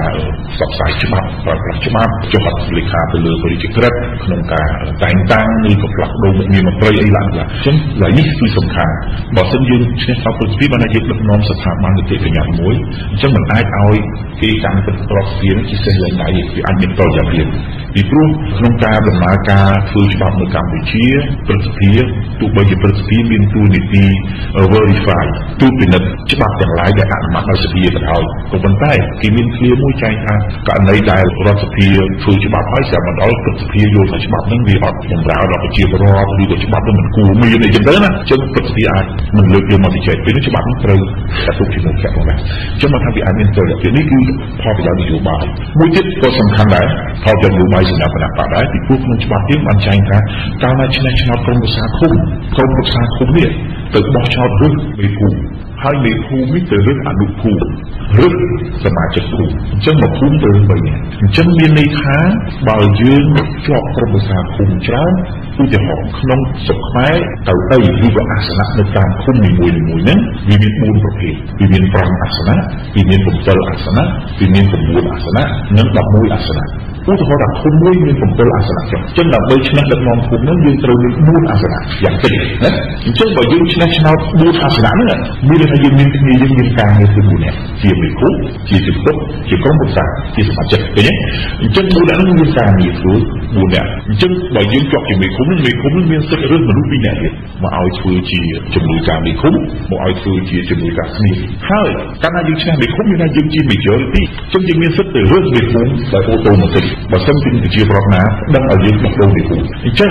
យើងទៅរើសមេភូមិដល់ដល់ភូមិបើសិនក្នុងភូមិហ្នឹងមាន10ភូមិអញ្ចឹងយើងបង្កើតការងារឲ្យគ្នាយើងបាន30នាក់មកភូមិ3នាក់បាទអញ្ចឹងយើងបាន30នាក់បាទហើយឥឡូវមេភូមិមានប្រាក់ខែ40ម៉ឺនជា50ម៉ឺននោះអញ្ចឹងមានន័យថាយើងមានការងារគ្នានេះការរកប្រយោជន៍នយោបាយដែលយើងទទួលបានមកពីការបោះឆ្នោតឃុំនេះដែរអញ្ចឹងមិនមែនដូចគេថាអត់សំខាន់ដូចការបោះឆ្នោតជាតិទេតាមពិតសម្រាប់ខ្ញុំការបោះឆ្នោតជាតិនិងការបោះឆ្នោតឃុំសំខាន់ដូចគ្នាដូចមេមន់និងកូនមន់ចឹងអត់មេមន់មិនអាចមានកូនមន់មកទេហើយអត់កូនមន់ក៏មិនអាចមានមេមន់មកអញ្ចឹងសំខាន់ដូចគ្នាគាត់ថាទោះបីជាការបោះឆ្នោតឃុំនេះកាន់នេះវាមិនមែនតែគាត់ជាអ្នកកំណត់គោលនយោបាយជាតិអីធំៗដូចដាក់ជាតិទេប៉ុន្តែគាត់ជួយអស់ណាអញ្ចឹងបានថាការបោះឆ្នោតឃុំនៅមុខនេះគណៈបកបានប្រយោជន៍នយោបាយដែលខ្ញុំនិយាយវិញប្រជាប្រដ្ឋបានប្រយោជន៍សេដ្ឋកិច្ចនិងសង្គមនេះដែលខ្ញុំចង់ជម្រាបដល់ប្រជាប្រដ្ឋខ្មែរយើងឲ្យយល់ពីសារៈសំខាន់ហើយខ្ញុំក៏សំណាងដែរដែលបានក្រុមការងារគណៈបក្សសង្គមជាតិដែលសហការជាមួយនឹង CWA នេះបានរៀបចំឲ្យខ្ញុំបានជួបនឹងមន្ត្រីការទូតទាំងក្រសួងការបរទេសសហរដ្ឋអាមេរិកនិងអង្គការអន្តរជាតិសំខាន់ៗដែលធ្វើការលើកស្ទួយលទ្ធិជាតិតៃនិងការគ្រប់គ្រងនៅកម្ពុជាមាន DI IOI ហើយនឹងជួបសភារបស់អាមេរិកកិច្ចការបរទេសគណៈកម្មការកិច្ចការបរទេសនេះគឺខ្ញុំបានជម្រាបជូនពីសារៈសំខាន់នេះហើយនឹងសំណូមពរឲ្យគាត់យកចិត្តទុកដាក់ទៅលើការឃ្លាំមើលការបោះឆ្នោតនេះគឺសំខាន់គឺការយើងចង់ឲ្យមានសហគមន៍អន្តរជាតិពីពិសេសគឺអ្នកសង្កេតការណ៍អន្តរជាតិយើងដឹងថាពលរដ្ឋខ្មែរជាពិសេសយុវជនបានត្រៀមខ្លួនក្នុងការផ្លាស់ប្ដូរហើយត្រៀមខ្លួនចេញទៅមកឆ្នោតហើយប៉ុន្តែយើងចង់បានបង្អែកមួយរងងថាមានអន្តរជាតិចូលរួមគ្រប់គ្រងដើម្បីសង្កេតការណ៍នឹងវាឡាយឬក៏ខ្លួនមើលការបោះឆ្នោតនឹងមានទៅដាក់ថាវាសេរីត្រឹមត្រូវនេះក៏ទទួលយកបានដែរអត់អញ្ចឹងមានតែអន្តរជាតិទេដែលអាចចូលរួមអញ្ចឹងខ្ញុំបានជំរាបចឹងគេក៏ចាប់អារម្មណ៍មុនគេច្រឡំថាការបោះឆ្នោតគុំនោះមិនសំខាន់ចាប់បោះឆ្នោតជាតិបានគេបញ្ជូនទៅហើយគេបញ្ជូនឲ្យចំនួនភ្នាក់ងារនឹងវាទៅក្នុងលីមីតមួយទូចឹងអញ្ចឹងចង់ឲ្យបានច្រើនតាមដែលអាចធ្វើទៅបានវាដូចជាដូចអ៊ំក៏បានមានប្រសាសន៍ប្រាប់គេដែរពេលគាត់ទៅជួបជាមួយចឹងថាដូចជា psychology ហ្នឹងបានថាវាជាយើងចង់ស្ដាប់បាត់សំខាន់លើចិត្តសាស្ត្រនយោបាយពលរដ្ឋខ្មែរតែកាលណាយើងខោឈើខ្មែរយើងឲ្យតម្លៃលើបរទេសជាងខ្មែរនេះឯងអញ្ចឹងបើមានអន្តរជាតិចូលរួមគាត់គិតថាអូគាត់មកចប់បដូរអត់បញ្ហាទេព្រោះឥឡូវនេះគេរងសម្ពាធទៅលើការគម្រាមពាក្យថាសង្គ្រាមម្ដងនឹងវាដដែលចឹងអាចចង់ប្រជាពលរដ្ឋក៏ភ័យអញ្ចឹងពេលបើបានអន្តរជាតិទៅវាជាសញ្ញាមួយថាដូចជាអាការភ័យខ្លាចរបស់ប្រជាពលរដ្ឋ រដ្ឋនឹងវាតាក់កថយខាងដែរអញ្ចឹងវាមានអន្តរជាតិចូលនឹងរឿងមួយនឹងដែលខ្ញុំចង់ជម្រាបហើយក្រៅពីនឹងខ្ញុំនឹងជម្រាបជូនប្រជាពលរដ្ឋខ្មែរពីស្ថានភាពយុវជនស្ថានភាពយុវជនកម្ពុជាដោយសារខ្ញុំបទពិសោធន៍ធ្វើកិច្ចការយុវជនច្រើនទាំងសង្គមស៊ីវិលទាំងគណៈបកនយោបាយហើយជាពិសេសនៅក្នុងគណៈបកនយោបាយនេះកាលពីមុនបោះឆ្នោត2013ខ្ញុំពិបាកណាស់នៅពេលដែលមានអង្គការជាតិឬអង្គការអន្តរជាតិណាមួយអញ្ជើញថាធ្វើសរសេរលិខិតមកគណៈបកយើងហើយចង់ឲ្យយើងនឹងបញ្ជូនយុវជនខេត្តនេះ20នាក់ខេត្តនោះ20នាក់ខេត្តនោះ10នាក់ដើម្បីចូលរួមសិក្ខាសាលាឬចូលរួមបណ្ដុះបណ្ដាលខ្ញុំដេកព្រួយអត់ដឹងថារកយុវជនណារកនរណាអញ្ចឹងចាប់ដើមភ័យបារម្ភត្រូវចុះទៅខេត្តនឹងទៅគៀងពោកូនសកម្មជនក្មួយសកម្មជនទៅបែបគ្រប់ចំនួនគេកុំឲ្យទៅថាបាក់មានមនុស្សផ្លេចអស់អញ្ចឹងខំទៅហើយមួយទៀតនោះក្រៅពីពេលនោះការយល់ដឹងរបស់ពលរដ្ឋខ្មែរយើងជាពិសេសយុវជនទៀតណាតែគាត់នឹងការបោះឆ្នោតដោយតាមការស្ទង់មតិរបស់ BBC World Service ដែលគាត់ធ្វើការនៅស្រុកខ្មែរតាមរយៈកម្មវិធីលយ9ដោយសហការជាមួយនឹង UNDP កាលនោះក៏រកឃើញយុវជនមានអន់មែនទែនក្នុងចំណោមយុវជនគេហៅថា3/4មានថាយុវជន4នាក់មានយុវជន3នាក់ដឹងឮពីរឿងសភាប៉ុន្តែក្នុងចំណោមអ្នកដឹងអ្នកឮ3នាក់នោះមាន2នាក់បាន2/3គឺថាសភាស្អីក៏គាត់ដឹងថាមានសភា3នាក់នោះដឹងថាមានសភាក្នុងចំណោម4នាក់មាន3នាក់ដឹងថាមានសភាប៉ុន្តែសភាស្អីហ្នឹងឃុំវាចឹងក្នុងចំណោមយុវជន3នាក់មាន2នាក់2/3ដឹងថាមានក្រុមប្រឹក្សាឃុំមានសាលាឃុំគេបោះចោលរឿងមិនឃុំប៉ុន្តែក្នុងចំណោម2នាក់ដែលឮក្នុង3នាក់2នាក់ឮនោះមានមួយម្នាក់ឯងអត់ដឹងថាឃុំស្អីហើយមិនដាក់ស្គាល់ដាក់កាត់សាលាឃុំឯងផងទេប៉ុន្តែអ្វីទាំងអស់នោះវាបានប្រែប្រួលនៅពេលបោះឆ្នោតជាតិ2013យុវជនភ្លុកទឹកទឹកដីហើយដើរលឿនជាអ្នកនយោបាយដែលយើងមិននឹកស្មានថាយុវជនចេញមកតាមដងផ្លូវគ្រប់គ្រងបក្សសង្គមជាតិភ្លុកទឹកទឹកដីខ្លាំងហើយហូតចេញមកធ្វើបាតុកម្មហ៊ានប្រឈមអីផ្សេងៗជាងថានេះជាការមួយផ្លាក់អើហើយថ្មីនេះតាមការស្ទង់មតិរបស់ក្រុមហ៊ុនមួយឈ្មោះថា Asia របស់ថៃបានទៅសហការជាមួយនឹងអង្គការក្នុងស្រុកមួយឈ្មោះថា YRDP Youth Resource Development Program អង្គការហ្នឹងគេធ្វើ survey ទៅសុំមតិទៅថាយុវជនដែលមានអាយុពី18ទៅ30ដែលបានទៅចុះឈ្មោះបោះឆ្នោតទៅណាគាត់ថាគាត់បដិញ្ញាចិត្តនឹងទៅបោះឆ្នោតគុំសង្កាត់ 95% នេះអញ្ចឹងយុវជនច្រើនណាស់នឹងទៅបោះឆ្នោតនៅថ្ងៃមុខហើយក្នុងបញ្ជីបោះឆ្នោតថ្ងៃមុខបោះឆ្នោតយើងដែលធ្វើថ្មី2016នេះមាន7លាន8សែនអ្នកជាងហ្នឹងមានយុវជនដែលមានអាយុពី18ទៅ30ហ្នឹងមានហូតដល់2លាន6សែនអ្នកជាងបាទ2លាន6សែនអ្នកជាងហ្នឹងគឺជិត 32% ចឹងច្រើនណាស់អញ្ចឹងគាត់បដិញ្ញាចិត្តទៅបោះឆ្នោត 95% ចឹងមិនធម្មតាទេបើយុវជនវាគ្រប់គ្រងទៅបកណាមួយគឺបកនឹងមិនមានដូចនេះដូច្នេះគណៈបក្សសង្គមជាតិដែល2013កន្លងមកដែលយើងគាំមានការគាំទ្រពីគ្រប់នេះដោយសារយុវជនអញ្ចឹងយើងជាសញ្ញាមួយវិជ្ជមានយើងសង្ឃឹមណាយើងសង្ឃឹមថាយើងទទួលបានការគាំទ្រប៉ុន្តែមិនយើងពង្រីកទៅទេយើងធ្វើយ៉ាងម៉េចដើម្បីឲ្យយុវជនហ្នឹងបរោគគណៈបក្សសង្គមជាតិនៅកម្ពុជាយើងដឹងថាប្រឈមច្រើនណាស់យើងអាចរកយុវជនខិតទៅចិត្តយុវជនបានដោយងាយទេយើងតែសួរថាតើទីតាំងណាដែលយុវជនចូលជឿយើងចង់រកយុវជនទី1នៅតាមគ្រឹះស្ថានឧត្តមសិក្សាវិទ្យាល័យមហាវិទ្យាល័យប៉ុន្តែសួរថាយើងចូលជាប់គេឲ្យយើងចូលទេតែបើខាងគេកម្មណាគេអាចចូលបានឬក៏គេមានវិធីឲ្យចូលបានអាចរកយុវជននៅកន្លែងទៀតនៅកន្លែងផឹកស៊ីក្លឹបហើយយើងអាចចូលទៅកើតទេយករឿងនយោបាយទៅនិយាយមួយយុវជនកន្លែងសบายបានទេអត់ទេអញ្ចឹងយើងពិបាកណាស់ក្នុងនាមយើងជាបព្វឆាំងអញ្ចឹងយើងទៅរកកម្មវិធីរកមធ្យោបាយអីផ្លែកដើម្បីឲ្យយុវជនមករកយើងវិញអញ្ចឹងយើងបង្កើតឲ្យមានកម្មវិធីបដិបដាយើងបើកចំហ space នានាដើម្បីយុវជននឹងខិតមករកចិត្តយើងមានកម្មវិធីផ្លែកកម្មវិធីសង្គមពេលខ្លះយើងធ្វើជារូបភាពជា NGO យើងបង្កើតឲ្យមានចលនារចនាសម្ព័ន្ធយុវជនក្រៅប្រព័ន្ធឲ្យលេងជាកីឡាបាល់ទាត់យុវជនធ្វើសកម្មភាពមនុស្សធម៌ជិះកង់ដើម្បីសន្តិភាពទៅរឿងបរិស្ថានរឿងអនាម័យឡើងដើម្បីយើងបង្កើតឲ្យមានកម្មវិធីយុវជនហ្នឹងហើយយុវជនមករកយើងដើម្បីយើងបានប្រយោជន៍ជាប្រយោជន៍ហើយចុងក្រោយមួយទៀតនោះគឺក្នុងអា survey ដដែលនេះយុវជន 34% គាត់ប្រាថ្នាចង់ចូលឈ្មោះជាបេក្ខជនក្រុមប្រឹក្សាគុំសង្កាត់បើសិនជាមានឱកាសនេះក្នុង survey ហ្នឹងអញ្ចឹងគណៈបក្សសង្គ្រោះជាតិ យកអាហ្នឹងមកធ្វើជាមូលដ្ឋានដោយយើងផ្អែកទៅលើចំនួនរបស់ឆ្នោតយុវជនច្រើនផងហើយនឹងអ្នកចង់ចូលមានយុវជនផងអញ្ចឹងយើងដឹងថាជាសច្ចានុមត្តមានតែយុវជនទេដែលអាចទៅតាក់ទាញយុវជនគ្នាឯងមិនអាចមនុស្សចាស់ទៅតាក់ទាញយុវជនទេអញ្ចឹងយើងទៅប្រើគិតថាមានតែយុវជនអាចតាក់ទាញយុវជនអញ្ចឹងវាគាត់ជួបនឹងយុវជនចង់ចូលឈ្មោះ 34% យើងយកអាហ្នឹងមកជាមូលដ្ឋានយើងបានដាក់ជាសំណួរថាតើ 34% ដែលចង់ចូលឈ្មោះនៅណាដូច្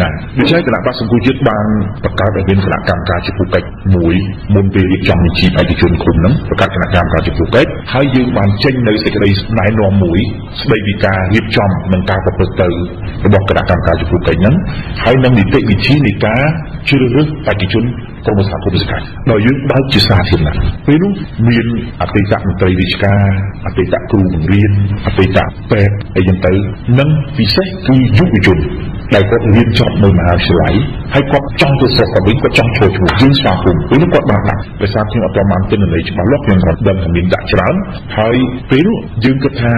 ដាក់យុវជនខ្លះយើងវាយតម្លៃដោយសារយើងឲ្យមានការប្រកួតប្រជែងនៅប្រទេសក្នុងរបស់យើងអញ្ចឹងវាមានយុវជនខ្លះគាត់ឈរនៅក្នុងលេខបំរុងឈរពេញសិទ្ធហើយក្នុងពេញសិទ្ធមានលំដាប់លេខល្អរហូតដល់លេខ1ក៏មានដែលនឹងជាប់ជាមួយគុំលេខ2អាចជាជំទប់ឬក៏ជាក្រុមប្រឹក្សាហើយតាមទិន្នន័យដែលខ្ញុំទទួលបានពីមុននេះគឺយើងមានយ៉ាងតិចក៏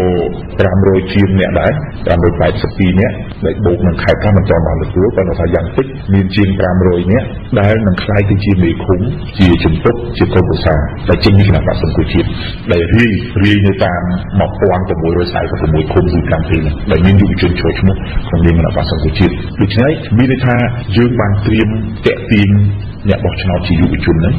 ដោយយើងមានបេក្ខជនជាយុវជនយើងមានភ្នាក់ងារគណៈបកដែលទៅសង្កេតការថ្ងៃបោះឆ្នោតជាយុវជនហើយនៅថ្ងៃឃោសនាយុទ្ធនាការបោះឆ្នោតពីថ្ងៃ20ឧសភារហូតដល់ថ្ងៃ2មិថុនាខាងមុខនេះ14ថ្ងៃនេះក៏យើងមានក្រុមឃោសនាយុវជនដែលគាត់នឹងទៅចេញធ្វើ campaign door to door campaign ឬក៏ធ្វើជាកម្មវិធីអីផ្សេងៗតាក់ទងគៀងគោរពសម្លេងឆ្នោតហ្នឹងជាយុវជនចឹងបានថាយើងមានយុវជន3ក្រុមធំៗដែលចេញទៅគៀងគោរពសម្លេងឆ្នោតនិងតាក់ទាញអង្គបោះឆ្នោតយុវជនដែលមាននៅក្នុងបញ្ជីជិត3លានអ្នកនេះ33អ្នកនេះ33%នេះចឹងបានថាយើងសង្ឃឹមថានឹងមានការគ្រប់គ្រងច្រើនពីយុវជនដែលនេះជាក្តីសង្ឃឹមរបស់យើងខ្ញុំសូមសង្ខេបប៉ុណ្ណឹងសិនបាទចាំមិញលោកអ្នកនាងទើបតែបានស្ដាប់សន្ទរកថាទាំងស្រុងរបស់លោកហ៊ីងសុកសានប្រធានយុវជននៃគណៈបក្សសង្គ្រោះជាតិឲ្យលោកបានថ្លែងនៅក្នុងកិច្ចពិភាក្សាជាមួយប្រជាសហគមន៍ខ្មែរនៅតំបន់រដ្ឋធានី Washington DC នៅថ្ងៃសៅរ៍ទី22ខែមេសាឆ្នាំ2017ដែលរៀបចំឡើងដោយអង្គការសម្ព័ន្ធមិត្តខ្មែរអាមេរិក CWA តែមុននឹងផ្សាយជូននៅវគ្គបន្តដែលជាវគ្គសំណួរនិងចម្លើយហើយក៏ជាវគ្គដែលមានព័ត៌មានសំខាន់ជាច្រើនបន្ថែមទៀតនោះយើងខ្ញុំសូមអញ្ជើញលោកអ្នកនាងស្ដាប់កំសាន្តនិងចម្រៀងខ្មែរមួយបទដែលផលិតឡើងនិងច្រៀងដោយយុវជននិងយុវនារីនៃគណៈបក្សសង្គ្រោះជាតិចូលលោកអ្នកនាងមកស្ដាប់ជាទីមេត្រីជាបន្តទៅទៀតនេះយើងខ្ញុំសូមជូនវគ្គសំណួរនិងចម្លើយដែលជាវគ្គបញ្ចប់នៃវេទិកាសាធារណៈដែលប្រធានយុវជននៃគណៈបក្សសង្គ្រោះជាតិលោកហ៊ីងសុកសានបានថ្លែងបំភ្លឺជូនប្រជាសហគមន៍ខ្មែរនៅតំបន់រដ្ឋធានី Washington DC នៅថ្ងៃសៅរ៍ទី22ខែមេសាឆ្នាំ2017ដែលរៀបចំឡើងដោយអង្គការសម្ព័ន្ធមិត្តខ្មែរអាមេរិកឬ CWA នៅមជ្ឈមណ្ឌល Mission District Governmental Center នៅក្នុងទីក្រុង Annander ដែលមានខ្លឹមសារពិស្ដារតាមលំដាប់ដូចតទៅនេះ ឥឡូវយើងចូលដល់សំណួរចម្លើយបាទឥឡូវខ្ញុំសួរសិនខ្ញុំមុនទៅណាឥឡូវនេះយើងឃើញសំណួរទី1គឺថាហេតុដូច្នេះការចូលរួមរបស់យុវជនមានសារៈសំខាន់នៅក្នុងកិច្ចការនយោបាយជាពិសេសការផ្លាស់ប្ដូរសង្គមជាតិនឹងទី1ទី2គឺថាដោយលោកហ៊ីងសុកសានបានលើកឡើងហើយគឺគោលនយោបាយរបស់គណៈបកពាក់ព័ន្ធនឹងពង្រឹងនិងពង្រីកយុវជនហើយចង់បើកឱកាសឲ្យយុវជនចូលរួមនឹងជាមួយគ្នានឹងគឺថាយើងតាមការអង្កេតរបស់ខ្ញុំនៅក្នុងសហគមន៍ខ្មែរយើងជាពិសេសនៅក្រៅស្រុកនេះនៅអាមេរិកនេះក្តីគាត់ចូលចិត្តតែមានការចាប់អារម្មណ៍ទៅនឹងយុវជនដែលល្បីល្បាញទៅតាមប្រព័ន្ធ Facebook ដែលនិយាយបបាច់បបោចនៅក្រៅប្រព័ន្ធនៃគណៈបក នឹងហើយសហគមន៍ខ្មែរយើងភាគច្រើនគាត់ចូលចិត្តទៅដូចថាយើងនិយាយដូចថា donate លុយទៅឲ្យអ្នកអញ្ចឹងវិញអញ្ចឹងក្នុងនាមលោកជាប្រធាននៃចលនាយុវជនរបស់គណៈបកហ្នឹងមានសារយ៉ាងណាដើម្បីផ្ញើជូនទៅដល់សហគមន៍ខ្មែរយើងជុំវិញពិភពលោកហ្នឹងថាឥឡូវនេះយុវជនការចូលរួមរបស់យុវជនមានសារៈសំខាន់ហើយអញ្ចឹងតើឲ្យសហគមន៍ខ្មែរយើងនៅអាមេរិកក្តីនៅកាណាដាក្តីនៅបារាំងក្តីនៅអូស្ត្រាលីក្តីហ្នឹងចូលរួមជួយទៅដល់យុវជនហ្នឹងរបស់គណៈបក្សសង្គ្រោះជាតិហ្នឹងរបៀបម៉េចព្រោះឃើញថាគាត់ចូលចិត្តទៅគ្រប់គ្រងទៅលើអ្នកដែលប្រកែកនិយាយបំផាច់បំផោចតាមប្រព័ន្ធ Facebook ណាបាទអរគុណសំណួរទាំងពីរនេះគឺជារឿងមួយសំខាន់ដែលខ្ញុំចង់ជម្រាបផងដែរការចូលរួមរបស់យុវជនគឺសំខាន់ដូចខ្ញុំជម្រាបពីអញ្ចឹងក្រោយពីឆ្នាំ2009អង្គការសង្គមស៊ីវិលជាង20បានធ្វើការតស៊ូមតិជាមួយរាជរដ្ឋាភិបាលកម្ពុជាដែលមានក្រសួងអប់រំជាសេនាធិការពេលនោះបានបង្កើតឲ្យមានការដាក់គោលនយោបាយជាតិស្តីពីការអភិវឌ្ឍយុវជនប៉ុន្តែគោលនយោបាយនឹងមកដល់ពេលនេះអត់ទាន់ឆ្លើយតបអ្វីដែលខ្លួនបានផ្សេងទេបើសិនជាគោលនយោបាយល្អយុវជនបានផលប្រយោជន៍ច្រើនក្នុងគោលនយោបាយនឹងគេបានរកឃើញថាគេបានកំណត់យមនយោយុវជនសិនអញ្ចឹងខ្ញុំសូមចែកចម្លែកនៅយមនយោយុវជនយើងស្គាល់យមនយោយុវជនសិនមកយើងអាចនិយាយនៅទៅមុខការក្នុងគោលនយោបាយគេកំណត់យមនយោយុវជនថាជាបុរសដែលហៅថាយុវជនគឺជាបុរសឬស្ត្រីដែលមានសញ្ជាតិជាខ្មែរបុរសស្ត្រីដែលមានសញ្ជាតិជាខ្មែរនៅលាវឬរៀបការហើយមានអាយុពី15ទៅ30ឆ្នាំណាបុរសឬស្ត្រីដែលមានសញ្ជាតិជាខ្មែរនៅលាវឬរៀបការហើយមានអាយុពី15ទៅ30ឆ្នាំក្នុងនោះគេរកឃើញថាយុវជនមានរហូតដល់ 33% ក៏ប៉ុន្តែបើគិតពីត្រឹមអាយុ30ចុះមកដល់ពលងាយខ្មែរយើងមានរហូតដល់ 70% គឺចំនួនច្រើនដូច្នេះបើកាលណាយុវជនគាត់ចាប់ផ្ដើមភ្ញាក់រលឹកខ្វល់ខ្វាយរឿងការងារសង្គមកិច្ចការនយោបាយយកការងារស្រុកទេសយកមកគិតគូរមានន័យថាជនងាកទៅខាងណាគឺខាងនោះឈ្នះហើយសង្គមយើងងាយនឹងផ្លាស់ប្ដូរបានដោយស្រួលដោយពឹងផ្អែកទៅលើយុវជនដូច្នេះបានគិតថាការចូលរួមរបស់យុវជននេះគឺរឿងសំខាន់ហើយគណៈបក្សសង្គ្រោះជាតិបានបើកច្រក4ដើម្បីឲ្យយុវជននឹងចូលរួមជាមួយគណៈបក្សទី1គឺតាមរយៈខុទ្ទកាល័យរបស់ប្រធានគណៈបក្សដែលគាត់អាចមកធ្វើជាយុវជនស្ម័គ្រចិត្តឬក៏ជាជំនួយការជួយធ្វើកិច្ចការផ្សេងៗទាំងការស្រាវជ្រាវការវិចារវិទ្យាព័ត៌មានឬក៏ទំនាក់ទំនងទៅកិច្ចការមូលដ្ឋានអីឡើងច្រកទី2គឺគណៈការិយាល័យតំណាងរាស្ត្ររបស់គណៈបក្សអញ្ចឹងយើងមានតំណាងរាស្ត្រ55រូបយ៉ាងហោចណាស់ក៏តំណាងរាស្ត្រត្រូវមានជំនួយការម្នាក់ទៅ2នាក់ដូច្នេះបើយុវជនអាចមកធ្វើជាជំនួយការតំណាងរាស្ត្រអាចជួយកិច្ចការតំណាងរាស្ត្រទាំងការងារនៅសភាទាំងការងារនៅមូលដ្ឋានការងារឡើងគឺថាយុវជនអាចរៀនបានឲ្យគាត់មករៀនធ្វើជាតំណាងរាស្ត្ររៀនសូត្រពីតំណាងរាស្ត្រដើម្បីត្រៀមខ្លួនធ្វើជាតំណាងរាស្ត្រថ្ងៃអនាគតច្រកទី3គឺគេហៅថាគណៈកម្មាធិការប្រតិបត្តិថ្នាក់ក្រោមជាតិគឺមានថ្នាក់គណៈកម្មការប្រតិបត្តិខេត្តស្រុកនិងឃុំដូច្នេះយើងផ្ដល់ឱកាសឲ្យយុវជនអាចចូលរួមធ្វើជាសមាជិកនៅក្នុងឬក៏ជាថ្នាក់ដឹកនាំនៅក្នុងហ្នឹងហើយច្រកទី4គឺច្រកចលនាយុវជនដែលយើងមានពីថ្នាក់ជាតិថ្នាក់ខេត្តក្រុមស្រុកខណ្ឌរហូតដល់ឃុំក៏យើងមានដែរច្រកទាំង4នេះហើយក្រៅពីហ្នឹងនៅថ្នាក់ជាតិមានគណៈកម្មការនយោបាយក៏យើងមានយុវជនរហូតដល់អចិន្ត្រៃយ៍ក៏យើងមានយុវជនដូច្នេះយើងបានបែងចែក leadership team ដែលក្រុមដឹកនាំនៅក្នុងគណៈបក្សសង្គ្រោះជាតិនេះជា3ចំនួនទី1ពីអាយុ18ទៅ39បានក្រោម40ចំនួនទី2ពីអាយុ40ទៅដល់59បានក្រោម60ហើយចំនួនទី3គឺ60ឡើងដែលយើងត្រៀមនេះគឺឲ្យបន្តវេនគ្នាពីព្រោះយើងគិតពីនិរន្តរភាពនៃគណៈបក្សមិនមែនអស់ទៅមកសម័យក្រុមសង្កាសមទីទេឲ្យមាននិរន្តរភាពតែពីហ្នឹងយើងលើកទឹកចិត្តឲ្យយុវជននឹងថាការចូលរួមសំខាន់ដោយសារតែគាត់អាចចូលរួមតាមរយៈជាភ្នាក់ងារជាបេក្ខជនអីឡើងហ្នឹងចឹងសរុបមកវិញបានថាការចូលរួមរបស់យុវជនគឺសំខាន់ដែលយើងពឹងផ្អែកទៅលើចំនួនយុវជននឹងច្រើនហើយបើមានយុវជននឹងគ្រប់គ្រងគណៈបក្សនោះគណៈបក្សនឹងឈ្នះសំណួរទី2គឺជាអ្វីដែលខ្ញុំចង់ជម្រាបពលរដ្ឋខ្មែរយើងនៅក្រៅស្រុកដែរយើងទទួលស្គាល់ថាពលរដ្ឋខ្មែរយើងនៅក្រៅស្រុកដោយសារទឹកចិត្តស្រឡាញ់មាតុភូមិរបស់ខ្លួនធ្លាប់រស់នៅពីក្មេងធ្លាប់មានអនុស្សាវរីយ៍ខ្លួនស្រឡាញ់ទឹកដីហើយឃើញការឈឺចាប់របស់ពលរដ្ឋរបស់ខ្លួនក្នុងនាមជាជាប់ខ្មែរគ្នានៅមូលដ្ឋាននៅប្រទេសឲ្យខ្លួនមករស់នៅស្រុកមួយដែលមានសេរីភាពមានការហូបចុកគ្រប់គ្រាន់ចឹងលើកទឹកចង់ជួយឲ្យតែមានអ្នកណាមួយអំពាវនាវអីត្រូវការអីសកម្មរឿងជាតិរឿងស្នេហាជាតិហ្នឹងគឺថាអត្ថច្ឆាប្រកបគឺតាក់ទាញទឹកចិត្តបេះដូងរបស់គាត់ពុះកញ្ជ្រោលហើយមួយរយៈចុងក្រោយនេះពលរដ្ឋខ្មែរយើងនៅខាងក្រៅស្រុកនេះបានคล้ายទៅជាជនរងគ្រោះដោយសារអំពើមនុស្សធម៌របស់ខ្លួនទង្វើមនុស្សធម៌ទង្វើសប្បុរសធម៌របស់គាត់ ដោយតាមរយៈខុសជួយមនុស្សខុសដោយសារតែចិត្តពលរដ្ឋខ្មែរនៅក្រៅនោះគាត់ស្រឡាញ់ពេកចឹងធ្វើឲ្យជនមួយខលខូចមួយចំនួននៅខាងក្នុងស្រុកគាត់ឆក់យកឱកាសនេះដើម្បីបោកប្រាស់ចិត្តពីប្រទេសនៅខាងក្រៅឧទាហរណ៍កិច្ចការមួយដែលត្រូវធ្វើរឿងសង្គមកិច្ចឬក៏រឿងសប្បុរសធម៌មួយដែលយើងត្រូវជួយគាត់អាចរកលុយពី3ប្រភពទៅធ្វើតែរឿងនោះមួយដូច្នេះហើយធ្វើឲ្យពលរដ្ឋខ្មែរនៅខាងក្រៅនេះខ្លាចទៅជាជនរងគ្រោះដោយសារទឹកចិត្តមនុស្សធម៌របស់ខ្លួនតាមរយៈការជួយមនុស្សខុសតាមរយៈនឹងហើយកន្លងមកយើងមានបទពិសោធន៍ខ្ញុំអត់ចេញឈ្មោះជាដឹងណាអ្នកខ្លះសុខចិត្តជួយយុវជនដែលគ្រាន់តែ selfie មកប៉ុស្តិ៍ពីប៉ុស្តិ៍ហ្នឹងបាទគ្រាន់តែ selfie មកប៉ុស្តិ៍ពីប៉ុស្តិ៍ស្រែកជារដ្ឋាភិបាលស្រែកជាថាដំណំសំខាន់ហ្នឹងថានឹងស្នេហាជាតិដល់លុយដល់កាក់ហូបដល់ច្រើនជាងឲ្យបាក់ទៅទៀតណាដល់លុយឲ្យច្រើនជាងបាក់ទៅទៀតដូច្នេះធ្វើឲ្យមានការខ្វល់ច្រឡំច្រើនហើយឥឡូវនៅតែមានអ្នកដែលច្រឡំធ្វើអញ្ចឹងប៉ុន្តែខ្ញុំមិនអាចនិយាយចំឈ្មោះបានទុកឲ្យស្រាវជ្រាវខ្លួនឯងរៀនសង្កេតដោយខ្លួនឯងពីព្រោះការពិតខ្លះបើខ្ញុំនិយាយខុសកលៈទេសៈខ្ញុំបានទៅនឹងការชี้ចាត់កន្លងមកមានអ្នកបោកប្រាស់អញ្ចឹងខ្ញុំបានប្រាប់តាំងពី3ឆ្នាំមុនប៉ុន្តែអត់ជឿទេអ្នកនៅក្រៅសង្គមបន្ថែមlạiនេះតិចអញ្ចឹងតើអំពាវនាវទៅឲ្យបងប្អូនហ្នឹងដែលចង់ជួយយុវជនដែលចង់ធ្វើការផ្លាស់ប្ដូរសង្គមទៅប្រកបហ្នឹងត្រូវជួយទៅកាន់យុវជនផ្ទាល់របស់គណៈបកអញ្ចឹងណាបាទអញ្ចឹងសូមប្រាប់មកតើបងប្អូនដែលនៅស្រុកក្រៅបើចង់ជួយគឺនៅក្នុងគណៈបកសង្គ្រោះជាតិមានគណៈកម្មការយុវជនដែលទទួលបន្ទុកច្បាស់លាស់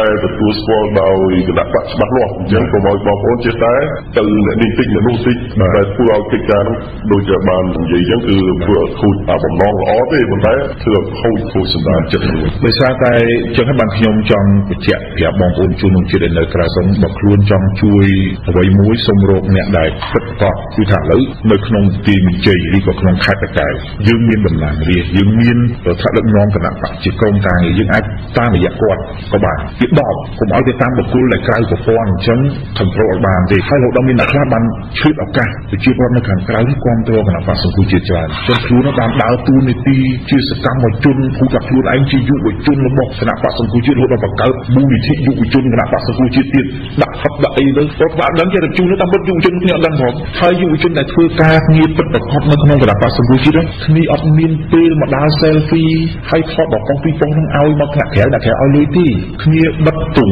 ធ្វើសន្និសីទពេលមានបដកម្មគ្នាសម្រួលច្រើនគ្នាដេកយាមទីរៀនគ្នាដេកអីទាំងអស់គ្នាហែគ្មានពេលសម្រាប់ចឹងទៅគ្នាគ្មានពេលទៅ selfie ចឹងទេឯអ្នកដែលឆក់ឱកាសទៅ selfie មកប៉ុស្តិ៍ពីប៉ុស្តិ៍ហើយជេរទៅនេះទៅចឹងទៅអ្នកក្រៅនេះជួយដល់ថវិកាទៅគាត់មកបានទិញរបស់របរសម្ភារៈទំនើបថតបោកប្រាស់ថែមទៀតអាគ្នាពិតប្រកបធ្វើការសង្គមអត់សោះអញ្ចឹងក៏បងប្អូនពលរដ្ឋចង់ជួយនៅក្រៅសូមទៅតាមរយៈគណៈបកដោយដាក់ថាទៅយុវជនដើម្បីយុវជនដែលចង់ធ្វើការផ្លាស់ប្ដូរនេះមានហិរញ្ញវត្ថុមានមធ្យោបាយធ្វើការគ្រប់គ្រាន់ជិះវៀងជួយលើមនុស្សខុសដែលគេឆក់ឱកាសក្នុងការបោកប្រាស់នេះខ្លះពួកខ្ញុំតើចំណុចសំខាន់អ្វីខ្លះដែលគណៈបកសង្គ្រោះជាតិចង់ឲ្យបោះឆ្នោតឲ្យគណៈបកសង្គ្រោះជាតិនឹងបោះឆ្នោតចំណុចសំខាន់ទៀតគឺទៅនឹងគណៈបកប្រជាជនចំណុចសំខាន់យ៉ាងម៉េចខ្លះគឺថាចង់ឲ្យប្រជាជនបោះឆ្នោតមកគណៈបកសង្គ្រោះជាតិសូមលោកពីតាមការវិភាគរឿងធំនៅស្រុកខ្មែរគឺ no choice គឺអត់ជំរឿដោយសារតែការផ្លាស់ប្ដូរវាអត់មានការដឹកនាំវាដដែលហើយធ្វើឲ្យប្រជាជនគាត់ hopeless អស់សង្ឃឹមនៅក្នុងថាខ្លួនទទួលបានមកពីការដឹកនាំរបស់ថ្ងៃហ្នឹងដូច្នេះហើយគាត់មើលទៅវាអត់មានអ្នកណាមួយដែលអាចទៅជាដៃគូប្រកួតប្រជែងដើម្បីឲ្យមានការផ្លាស់ប្ដូរអញ្ចឹងគឺគណៈបកសង្គ្រោះជាតិជាជំរឿទី1ដែលត្រូវទោះជាយកបកផ្សេងទៀតវាអត់មានសង្ឃឹមពីព្រោះយើងត្រូវការមនុស្សតែ63នាក់ទេ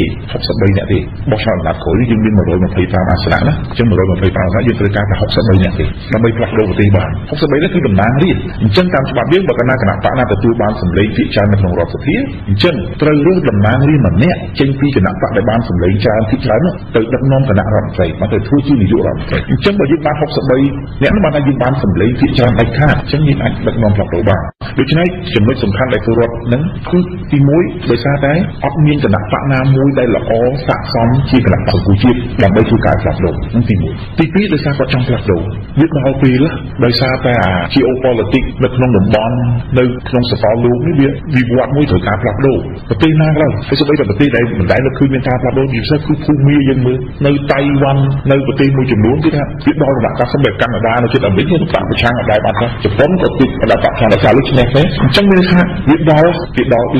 cycle វាដល់ខួបមួយដល់វត្តដាក់ហ្នឹងគាត់ណាដល់ចំណុចវាត្រូវផ្លាស់ប្ដូរអញ្ចឹងវាដដែលអញ្ចឹងចំណុចទី2គឺជាគាត់ចង់ផ្លាស់ប្ដូរខ្លួនឯងអញ្ចឹងគាត់ចង់ផ្លាស់ប្រជាប្រដ្ឋចង់ផ្លាស់ប្ដូរផងហើយវាចែកដល់នឹងយកមានសកម្មភាពណាមួយដែលស័ក្តិសមជាគណៈបក្សសង្គមជាតិហើយគណៈបក្សសង្គមជាតិយើងត្រូវការតែ63ឥឡូវមាន55អញ្ចឹងត្រូវការតែ8ហើយយើង8អ្នកទៀតហើយសួរយកផុតខេត្តជុំវិញ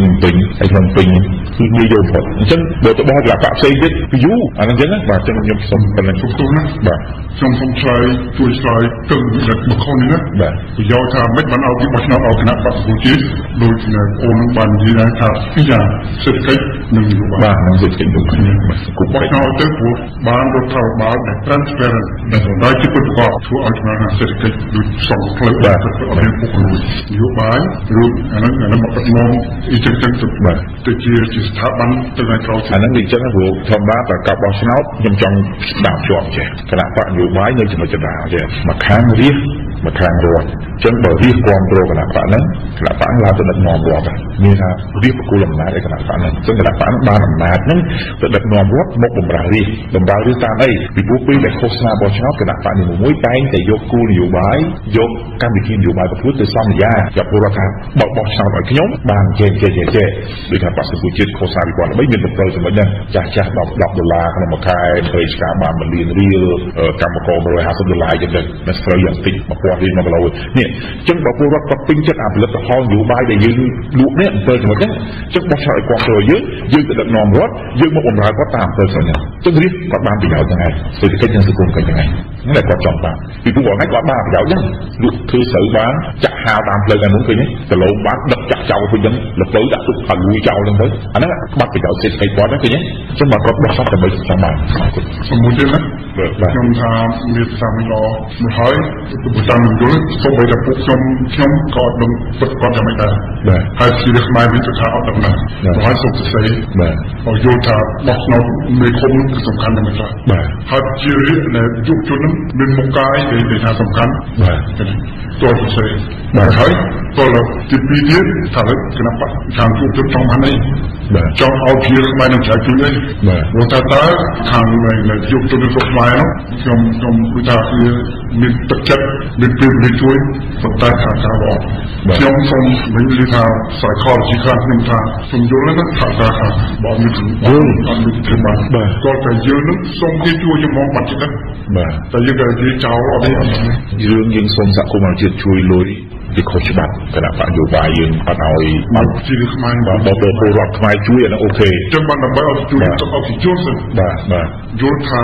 រឿងយ៉ាងម៉េចបាទហើយបានរឿងយ៉ាងម៉េចហើយយើងត្រូវការយ៉ាងម៉េចបាទនេះជាគោលបំណងដែលខ្ញុំមកគឺចង់ចឹងដើម្បីឲ្យពលរដ្ឋបាទអត់ដឹងទៅនិយាយបាត់អស់ទៅតនេះទៅយល់យល់ហើយទៅបាទបានពីពីអ្នកដែលជួយគឺយកមកប្រើតទៅទៀតបាទឃើញបាទអត់ជួយមានប្រយោជន៍ល្អខ្ញុំត្រឡប់ទៅវិញខ្ញុំនឹងទៅសេមិនទ្រាំពេលបានទៅខាងដល់នឹងនិយាយដែរ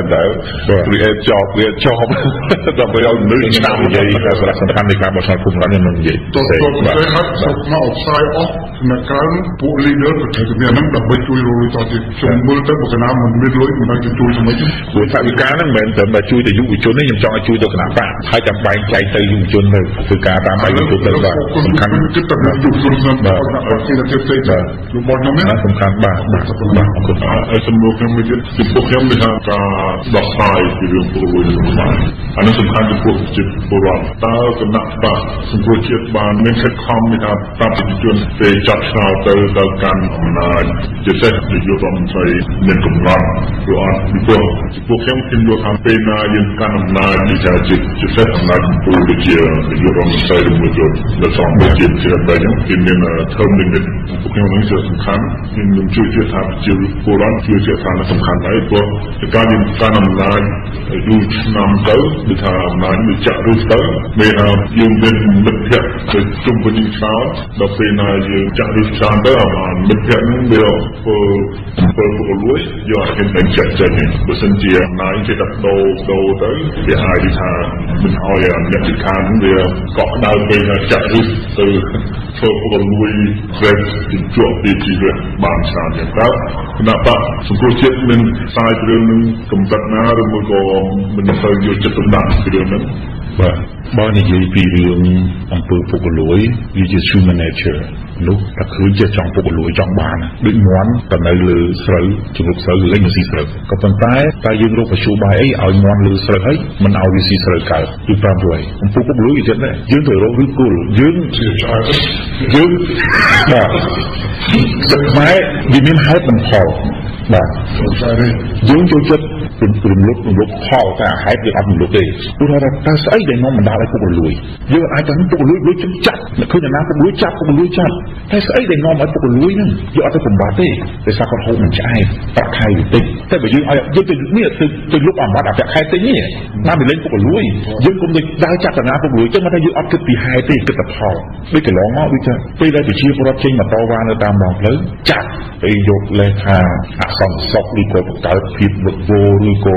ធ្វើស្ទះចរាចរណ៍បកស្រាយសម្រាប់ប្រជាជនណាតែអត់គិតថាស្អីដែលនាំឲ្យគាត់មកចេញមកតាមដងផ្លូវនេះយើងយកដីធ្លីគាត់ឈូសផ្ទះគាត់ទៅមកឈូសផ្ទះគាត់ទៅបានគាត់លែងមានចេញមកតវ៉ាបានហើយមានតែចាប់ដាក់គុកចឹងខ្មែរយើងគាត់ច្រើន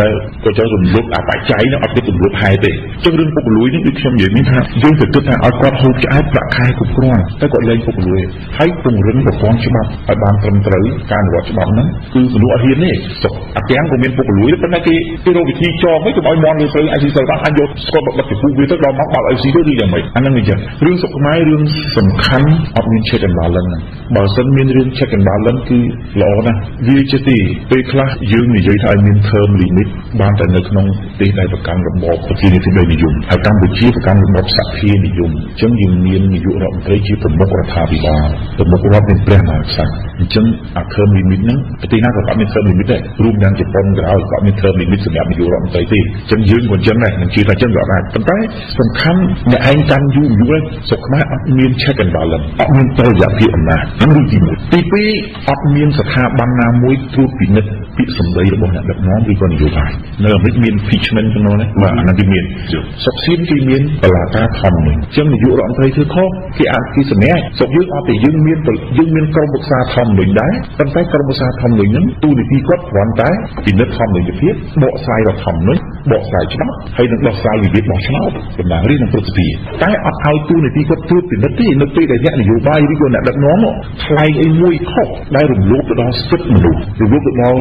សេចក្តីថ្លៃថ្នូររបស់អ្នកដទៃនេះបានទូទៅនេះដូចអ្នកខ្លះតែដឹកនាំខ្លះនឹងចាំបានមីក្រូលីសិតអញហែងនឹងសង្គ្រាម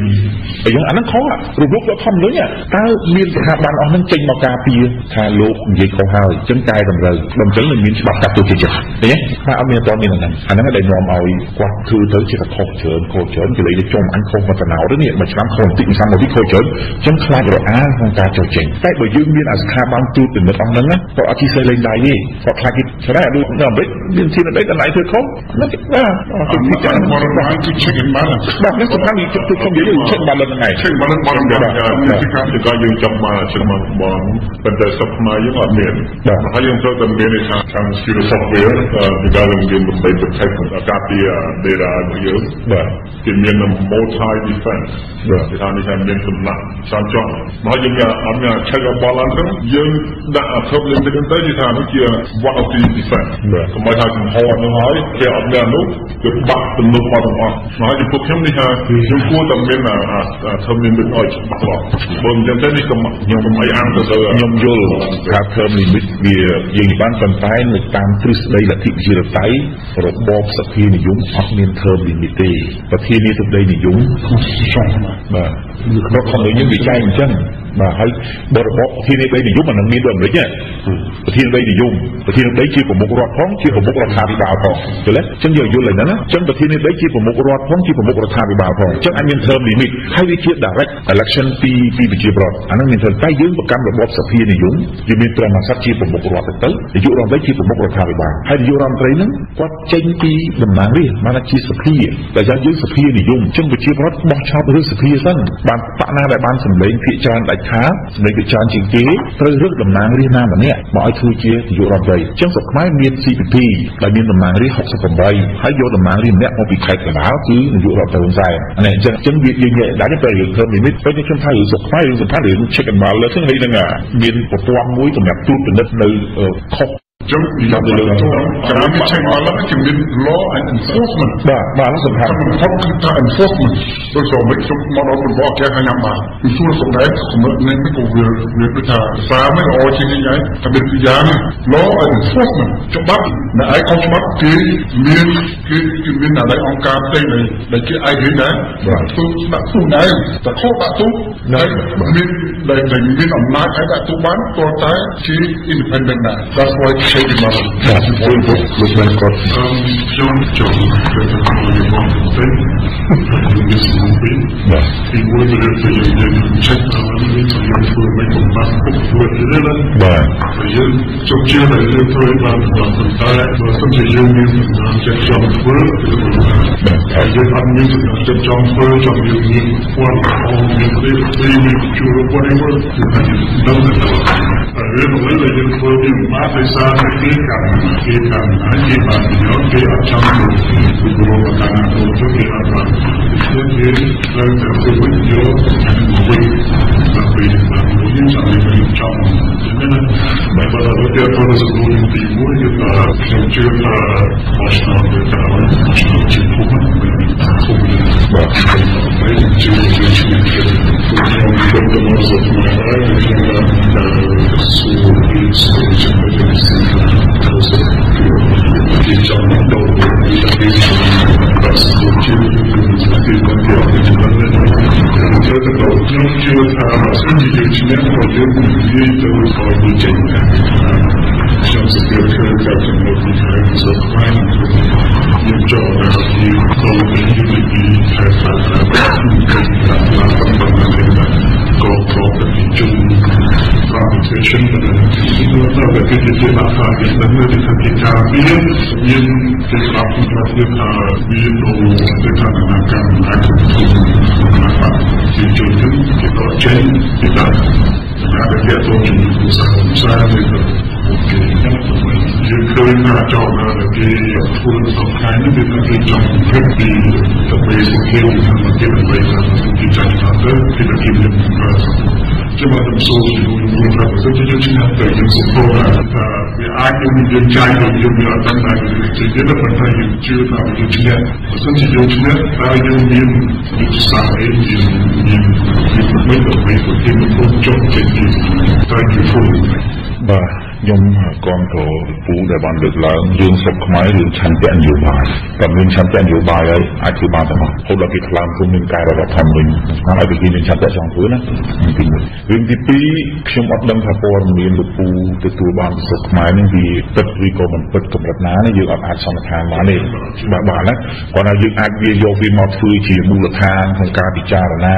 យើង collect វាមកហើយយើងសន្និដ្ឋានហើយបាទយើង interpret វាឲ្យទៅជាកម្រិតណា evaluate វាកម្រិតណាហ្នឹងខ្ញុំមិនសន្និដ្ឋានទេតែពិតអីមិនខ្ញុំប៉ុន្តែខ្ញុំក៏ចង់បញ្យល់ចេះពួកខ្ញុំមកចង់បកស្រាយទស្សនៈគេទេពីព្រោះវាអាចจะជាបុរីវិនិច្ឆ័យបើបុរីវិនិច្ឆ័យតែខ្ញុំនិយាយតាមបុរីវិនិច្ឆ័យហ្នឹងបើខ្ញុំ support គេចោទខ្ញុំអញ្ចឹងណាព្រោះខ្ញុំចង់បាទខ្ញុំនិយាយបាទខ្ញុំទៅលោកពូបាទយល់បាទការសិទ្ធិយើងទទួលយកខ្ញុំចុះទៅមូលដ្ឋានក៏អញ្ចឹងដែរបាទ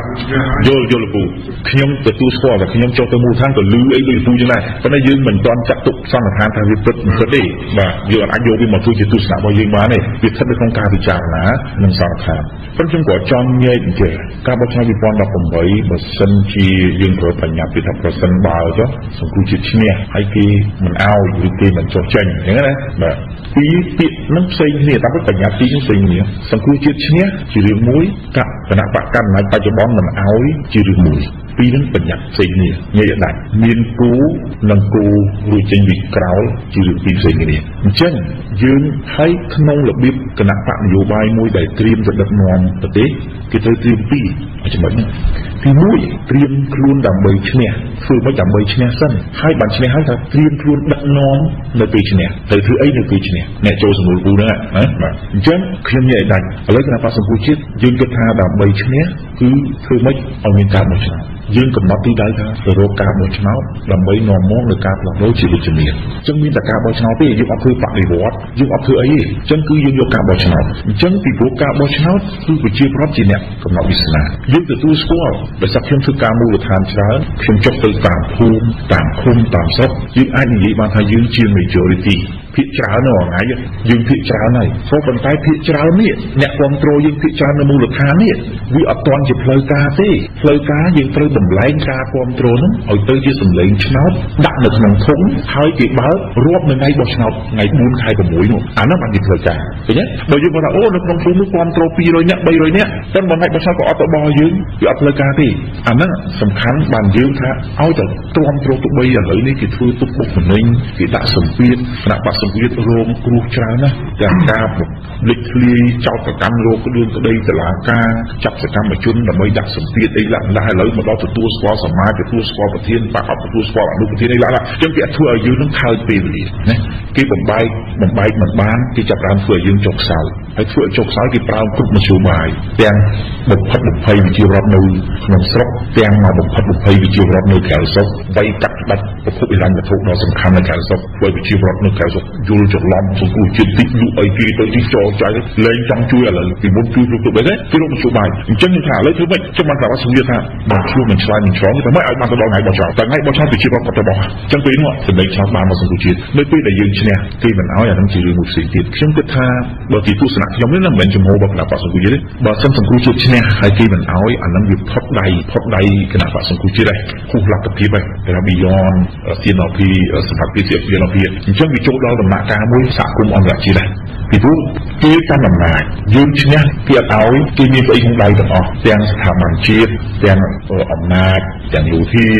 ទាំងអីទាំងអស់សេដ្ឋកិច្ចបបទេរបស់គេអាចអត់ឲ្យយើងក៏បានប៉ុន្តែអាហ្នឹងគឺថាសង្គមជាតិទៅធ្វើម៉េចបើយើងដៃទៅទេយើងអាចទៅតតាំងអីទាំងបានទេបើអានេះជាទស្សនៈខ្ញុំនេះអញ្ចឹងវាចូលដល់អន្តរជាតិដែរហើយយើងមើល lesson learn ប្រទេសមួយចំនួនអ្នកដែលបដិសេធមិនឲ្យហ្នឹងច្រើនតែមានវាសនាមិនល្អទេឥឡូវយើងមើល Gambia ថ្មីយើងមើលអត់ឲ្យទេហូតដល់មានសភាប្រថាប់ត្រានៅប្រទេស Gambia ហ្នឹងបោះឆ្នោតគ្រប់គ្រងប្រធានាធិបតីដល់តកទៀតប៉ុន្តែទីបំផុតសហភាពអាហ្វ្រិកហ្នឹងធ្វើម៉េចត្រូវតែឲ្យ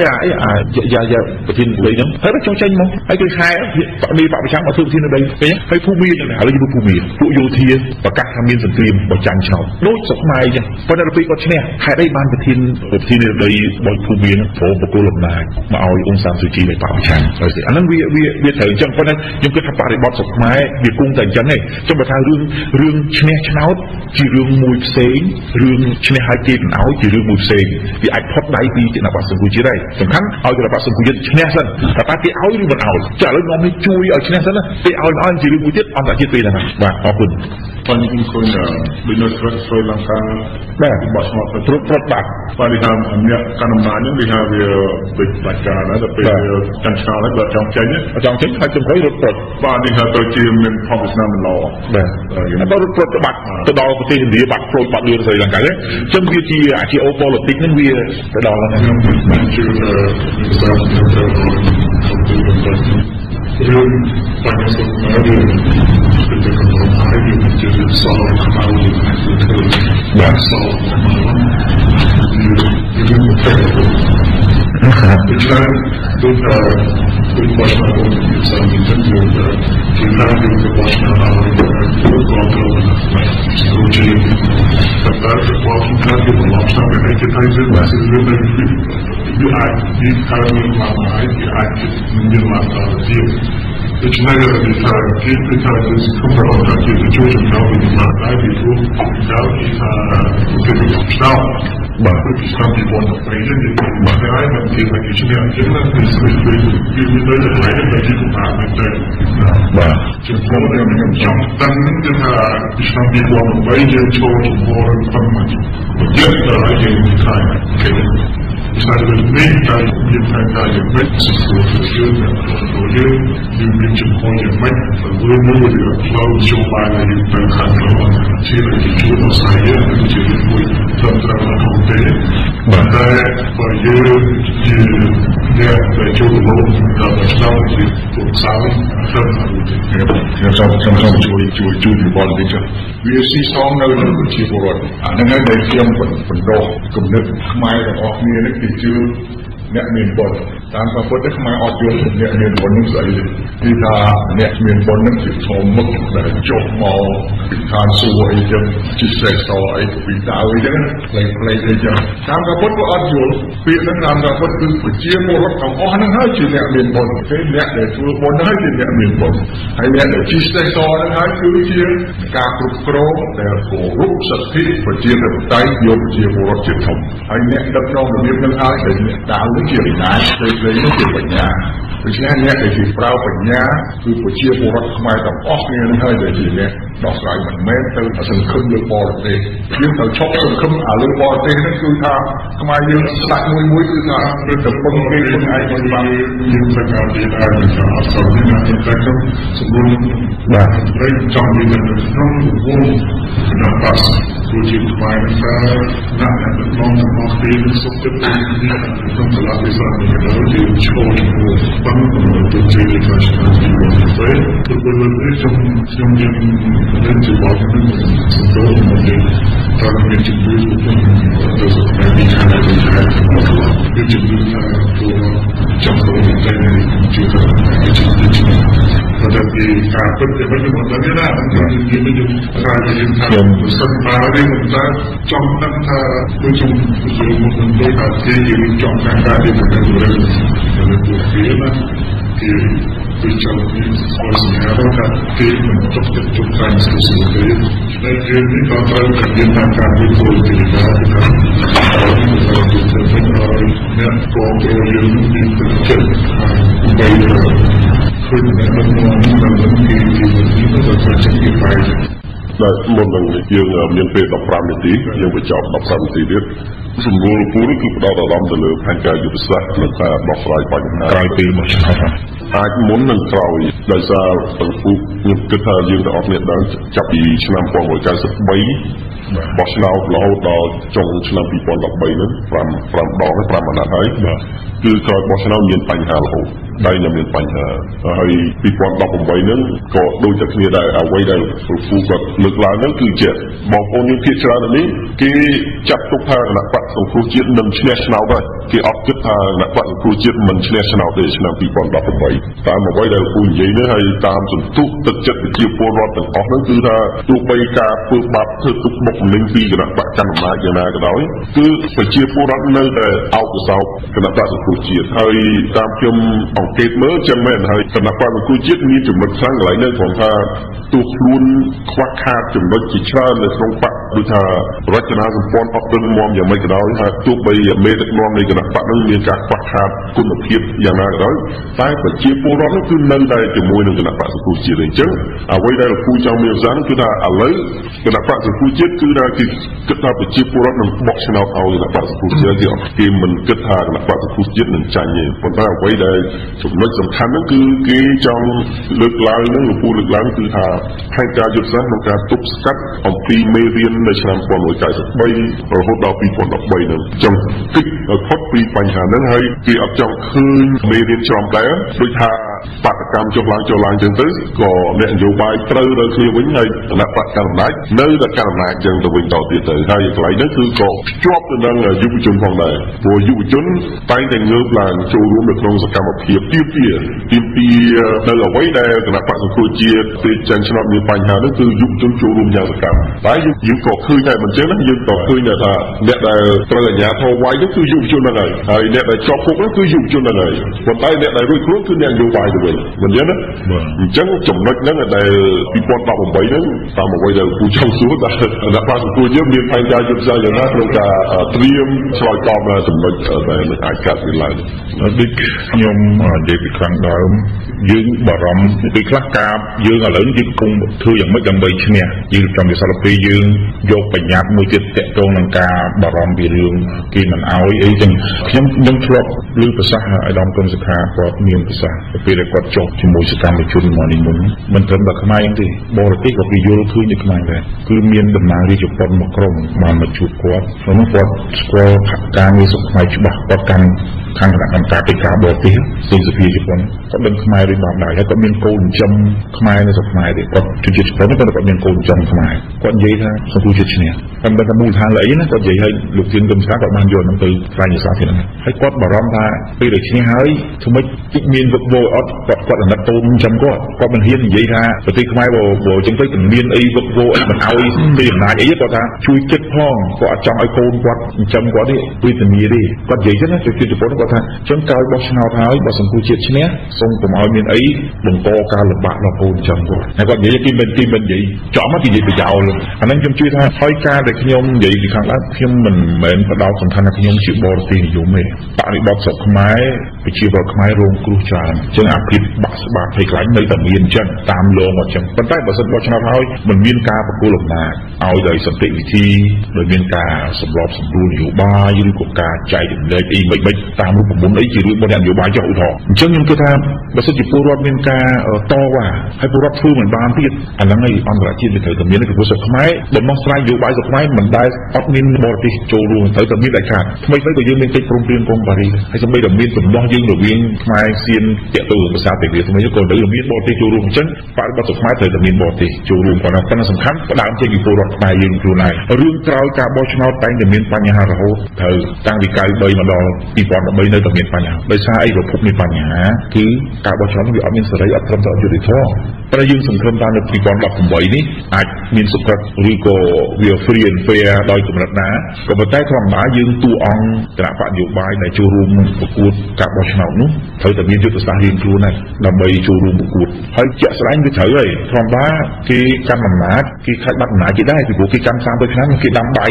30ឆ្នាំហើយឆ្នាំហ្នឹងយើងចង់ទៅបើកឆ្នាំនយោបាយហូបមិនចឹងគេមកឲ្យយើងងាយៗទេប៉ុន្តែសំខាន់ត្រូវមានការប្រកួតប្រជែងហើយតែប្រកួតគេយើងឈ្នះចង់ត្រូវគិតមើលរបៀបម៉េចអាហ្នឹងវាចឹងគេព្យាយាមរក្សាអំណាចគេអ្វីដែលគេមានហើយយើងព្យាយាមដណ្ដើមយកអំណាចហ្នឹងដើម្បីមានការផ្លាស់ប្ដូរមួយជីវិតជំនាញហើយបំរើប្រជាពលរដ្ឋនៅពេលដែលប្រជាពលរដ្ឋចង់បានអាហ្នឹងវាត្រូវតែធ្វើចឹងហើយខ្ញុំចង់និយាយនេះយើងជា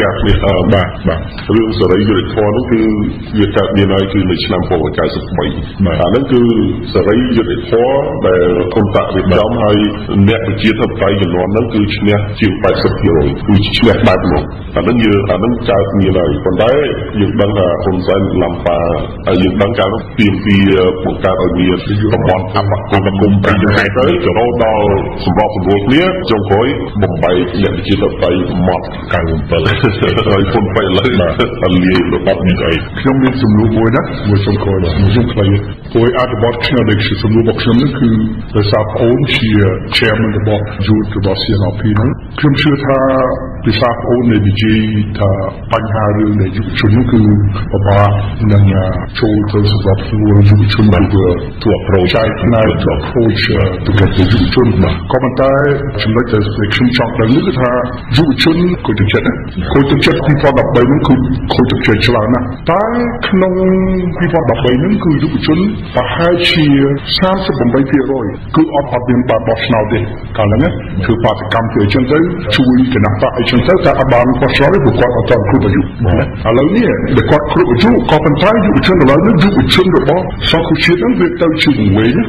ទៅដោយសារយុវជនរបស់ខាងអ្នកកាន់អំណាចហ្នឹងអ្នកផ្សេងហ្នឹងគឺថាធ្វើឲ្យមានបញ្ហានៅក្នុងសង្គមយុវជនហ្នឹងតើដែលលោកអូនដែលជា chairman នេះតើធ្វើយ៉ាងម៉េចដើម្បីផ្ដួចផ្ដើមឬក៏ជួយយុវជនដែលកំពុងតែឆ្លុះវិញនេះឲ្យត្រឡប់មកវិញព្រោះមើលទៅគឺយុវជនដែលអាចបោះឆ្នោតបានច្រើនប្រសិន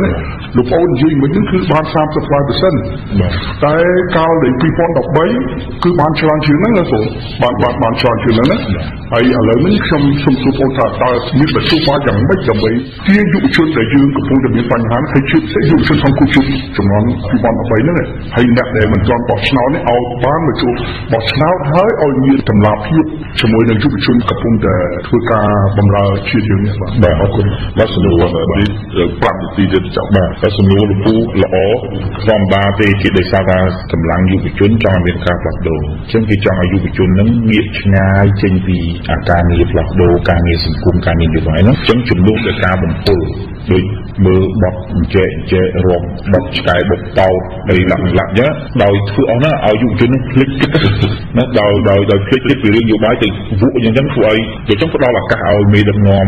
នឹងគាត់មានឱកាសធ្វើអីផ្សេងបានតែជាសារមួយបង្ហាញទៅអ្នកនយោបាយថាធ្វើអីទៅយុវជនហ្វុំដែលវក់ហ្នឹងភ្លឿនមើលពាណិជ្ជកម្មស្រាពាណិជ្ជកម្មបារីការ៉ាអូខេសិតតែឲ្យសារគេសំខាន់ណាគឺផឹកស្រាទៅមានកម្លាំងខ្លាំងក្លាផឹកទៅត្រូវរង្វាន់ផឹកទៅអាយុយឺនយូរមានសុខភាពល្អហើយសួរតែសឹកផឹកស្រាណាបានអញ្ចឹងផឹកទៅដួលពូករហូតហ្នឹងហើយអញ្ចឹងទៅមានឧបករណ៍គាត់ថាអញ្ចឹងមកឆ្ងាយនេះគឺជាការបំពុលប៉ុន្តែរឿងអស់នេះបើពឹងផ្អែកទៅលើគណៈបក្សសង្គ្រោះជាតិតែមួយឬក៏យុវជនរបស់គណៈបក្សសង្គ្រោះជាតិតែមួយមុខយើងអាចរៃពុនកិច្ចការទាំងអស់បានទេដល់តែគ្រប់ភាគីពាក់ព័ន្ធទាំងអង្គការសង្គមស៊ីវិលទាំងគណៈបកនយោបាយទាំងរាជរដ្ឋាភិបាលព្រោះថ្ងៃយើងមានក្រសួងអប់រំយុវជននិងកីឡាអញ្ចឹងក្រសួងនឹងដើរតួនាទីសំខាន់ការអប់រំព្រោះអាហ្នឹងវាបញ្ហាយន្តការអប់រំបើឲ្យយុវជនគាត់យល់ដឹងពីបញ្ហាអស់ហ្នឹងក៏អត់អីទេប៉ុន្តែខ្ញុំជឿថាដោយសារឥឡូវយើងមានប្រព័ន្ធផ្សព្វផ្សាយ social media និងបណ្ដាញព័ត៌មានអីមួយចំនួនពីក្រៅស្រុកដូចជា VOA Radio Free Asia អីហ្នឹងអាចផ្ដល់ព័ត៌មានពិតខ្លះដល់យុវជនអញ្ចឹងវាមិនទាំងអស់អញ្ចឹងយុវជនគាត់អាចជ្រាបនៅព័ត៌មានពិតគាត់អាចយល់ដឹងខ្ញុំជឿថាបាទប៉ុន្តែគាត់សំខាន់បញ្ហានេះជាបញ្ហាសង្គមទាំងមូលមិនមែនសង្គមជាតិរែកពុនតែឯងជាយុវជនមកសង្គមជាតិរែកពុនតែឯងបានដល់ទូរូបគ្រប់ភាគីអូខេឡាក់ស្លងខ្ញុំនៅនេះគាត់ថាឥឡូវប្រជាជនខ្មែរនៅស្រុកខ្មែរគឺថាខ្ញុំមានស្លឹកឆ្នោតតែមួយមកហើយមើលទៅនេះថាវាសំខាន់តើថាខ្ញុំមានគេមកកណ្ដោមកហើយថាខ្ញុំមិនបានបោះឆ្នោតទៅតែស្លឹកតែមួយដែរតើចំពោះគណៈបក្សសង្គ្រោះជាតិចង់បោះអានសារសម្មិចដើម្បីឲ្យប្រជាជនមកស្រៀបមានន័យសំណួរមួយនេះតើបើសិនជាខ្ញុំខ្លះគេបោះឆ្នោតទៅថាឲ្យគណៈបកមួយថ្មីគេសួរថាតើបោះឆ្នោតទៅតើគណៈបកដូចតែគណៈបកមុនតែករណីតើរៀនខ្ញុំមិនធ្វើម៉េចឲ្យថាគួរឲ្យគេបោះឆ្នោតឲ្យថាយើងចាប់ឆ្នោតហើយយើងមិនមែនជាគណៈបកដូចដល់គណៈបកមុនអញ្ចឹងតែយើងគួរធ្វើម៉េចឲ្យទៅទុកចិត្តគួរបោះឆ្នោតបាទសំណួរល្អហើយយើងតែងតែនិយាយឲ្យខ្ញុំតែងតែនិយាយជាប្រចាំទៅកាន់យុវជនក៏ដូចជាប្រជាពលរដ្ឋនៅមូលដ្ឋានពេលដែលខ្ញុំចុះទៅមូលដ្ឋានតាក់ទងរឿងសន្លឹកឆ្នោតយើងកុំគ្រាន់តែមើលឃើញនៅសម្លេងតែមួយសន្លឹកឆ្នោតមួយសន្លឹកតាមលក្ខណៈវិទ្យាសាស្ត្រដែលខ្ញុំធ្លាប់បង្រៀនឲ្យសិស្សឲ្យយល់ពលរដ្ឋនោះសន្លឹកឆ្នោតមួយសន្លឹកអាចធ្វើឲ្យចាញ់ឈ្នះរហូតដល់2សន្លឹកយល់ចង់និយាយអាចធ្វើឲ្យស្មើហើយនឹងចាញ់គ្នារហូត2សន្លឹកឧទាហរណ៍ថាគណៈបកមួយបាន49ណា49សន្លេងគណៈបកមួយទៀតបាន48ហើយសល់មួយសន្លឹកគឺចំហិតឆ្នោតណា48 49ណាអញ្ចឹងបើមកសន្លឹកនេះបានមកខាងនេះវាត្រូវ49ស្មើវិញគឺឲ្យស្មើ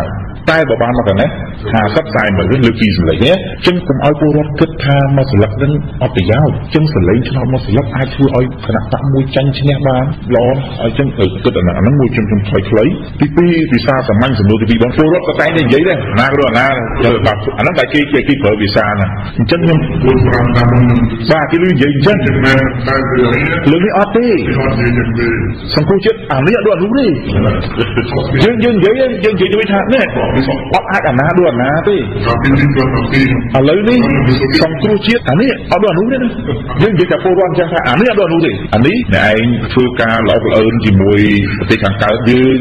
មិនខ្វល់ពីរឿងបូរណភាពទឹកដីអានេះខ្វល់ពីបូរណភាពទឹកដីអានេះឲ្យវិជាប្រដ្ឋឬក៏មន្ត្រីឆ្កាហូបអត់គ្រប់គ្រាន់អានេះឲ្យមន្ត្រីឆ្កាហូបគ្រប់គ្រាន់រហូតដល់1លានរៀលចាស់អានោះអត់យកចិត្តឲ្យរឿងចាស់នេះឲ្យដូចចាស់ចឹងយើងបង្ហាញថាអានេះអត់ដូចអានោះទេមិនមែនអាណាដូចអាណាទេណាអាណាដូចអាណាទេនឹងវិសាសាមញ្ញខ្ញុំថា យុវជននៃក្នុងស្រុកចូលហ្នឹងសំខាន់ជាជនខ្មែរបាទចូលឲ្យកាន់ជំនាញ for my community raising fund មួយឲ្យយុវជនខ្មែរមកចូលបាទគឺតើគួរអស់នេះហើយខ្មែរអស់កន្លែងទៀតច្បាស់ខ្ញុំសូមឲ្យសរសេរអានេះ program ហ្នឹងយើងអង្គយល់ហើយអង្គយល់ដឹងថាអង្គយល់ដល់គាត់សំខាន់ឥឡូវចាំទៅយើងលំបាកយូរឆ្នាំមកចង់ឲ្យយុវជនហ្នឹងហើយអរគុណណាស់ដែលបងកាន់នៅដឹកនាំមូលនិធិសង្គ្រោះជាតិនឹងបានជួយឲ្យយុវជនរបស់សង្គ្រោះជាតិចុះទៅមើលព្រំដែនរៀបចំឲ្យមានកីឡារៀបចំឲ្យមានសកម្មភាពសហគមន៍អនាម័យបរិស្ថានយើងនឹងចូលរួមយើងទាំងអស់គ្នាជួយទៅចេញឲ្យគេបោះឆ្នោតហើយសម្រាប់ចូលទៅខ្ញុំបាទដោយសារលពូលើកទូរស័ព្ទខ្ញុំថាខ្ញុំភ្លេចខ្ញុំចង់បន្ថែមវិញខ្មែរយើងនៅខាងក្រៅក្តីនៅខាងក្នុងស្រុកក្តីយើងសាមគ្គីគ្នាល្អប៉ុន្តែសាមគ្គីនេះពេលដែលមានមនុស្សនឹងស្លាប់ហើយធ្វើអីមួយដែលអត់បានជោគជ័យបានជួយដូចបងលីគាត់ពីមុនគាត់ពិបាកណាដល់ស្រាប់បានជួយគាត់ត្រូវការធ្វើការងារច្រើនណាអត់ឲ្យគាត់ធ្វើទេ project ទៅសេមិនមែនអត់ចាប់អារម្មណ៍ដល់ពេលសោះបានជួយគុំសុកចឹងដែរដល់ចាប់ដាក់គុកបានជួយណាហើយឥឡូវនេះថាឥឡូវ conference គាត់ត្រូវការដាក់ភ្នាក់ងារឲ្យគ្រប់ជាង 20000 នាក់នៅតាមការិយាល័យបោះឆ្នោតគាត់ត្រូវការលុយរហូតដល់ឥឡូវត្រូវការជាង 20000 ឥឡូវទៅបាន10000ចុះពលរដ្ឋខ្មែរជួយតែដាក់$10គាត់អា project អញ្ចឹងអត់ជួយបើដល់ចាំមនុស្សស្លាប់បានជួយវិញចំណុចហ្នឹងបើដល់ខាងនោះយើងមានសំខាន់ណាស់បាទ education ណាស់តែទៅដល់សបសាយខាងនោះបាទហើយservice ក៏ទៅដល់វិញគេទៅមាន social ការពឹងទឹកជាមុខសម្រាប់ហើយយកទៅសម្រាប់យើងច្បាស់ទៅយកអត់នេះគឺថាមានប្រតិបត្តិបែបចាំមកសរុបជំសូមនិយាយពីទីនោះពេលទៅយើងសំខាន់ពេលហ្នឹងប៉ុន្តែ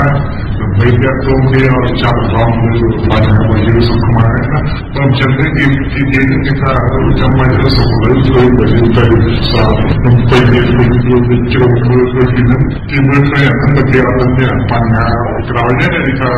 មានចំណុចយុវជនចំណុចក្រោយមកប្រាប់ខ្ញុំថាបងហ្នឹងមានចំណុចហ្នឹងប៉ុន្តែខ្ញុំនេះគេចំណុចក្រោយមិនគេនិយាយមកចឹងតែខ្ញុំថាមកវិធីឆ្លាតគេមិនត្រូវបាទសង្ឃីទៅកាត់ឥឡូវខ្ញុំសូមបញ្ចប់ហើយសូមអរគុណហើយ blessing សូមឲ្យបងប្អូនយើងអរគ្នាចូលរួមថ្ងៃនេះថាសូមឲ្យមានសុខភាពល្អជួបជុំឆ្នាំថ្មីទុំ pass on may God bless you all and everywhere we go we think our nation has got Cambodia and moving by creating from to the bottom of the Saudi about the bottom to the school church of my Robert John Chiên Khmer đến đây Khmer đã những ca chia hai bàn rộng đường để chúa chiên bán công can lụt ra ta dưỡng chui tai rèn xa luôn bay mà tới rất rõ tình mà chúc công linh ta dưỡng các vị chìm Khmer cùng áo bò tình nghĩa bóng ngoài ôi Khmer đất Khmer bay sam kỳ kia quay ba cái hiền trong này ráng cắn trai hậu địa giang na dỗ công linh chuẩn chiến em ra rụng lường quay qua tăng vì phố lan kê chuông chiếc nới không bùng bàn dù tới tay dừng dù rút kia trụng vàng hòm cà bia đất lấy khoa han được chiếc dương bán cho cây rụng lường được chiếc dương bán cho cây rụng lường được chiếc dương bán cho cây rụng lường លោកអ្នកនាងមិត្តអ្នកស្ដាប់ជាទីមេត្រីមុននឹងបញ្ចប់កម្មវិធីផ្សាយនៅព្រឹកនេះនាងខ្ញុំវុទ្ធីនិងសហការីរបស់យើងខ្ញុំសូមឲ្យលោកអ្នកនាងមិត្តអ្នកស្ដាប់ទាំងអស់សូមឲ្យប្រកបតែសេចក្តីសុខយើងខ្ញុំអរគុណនិងសូមជម្រាបលា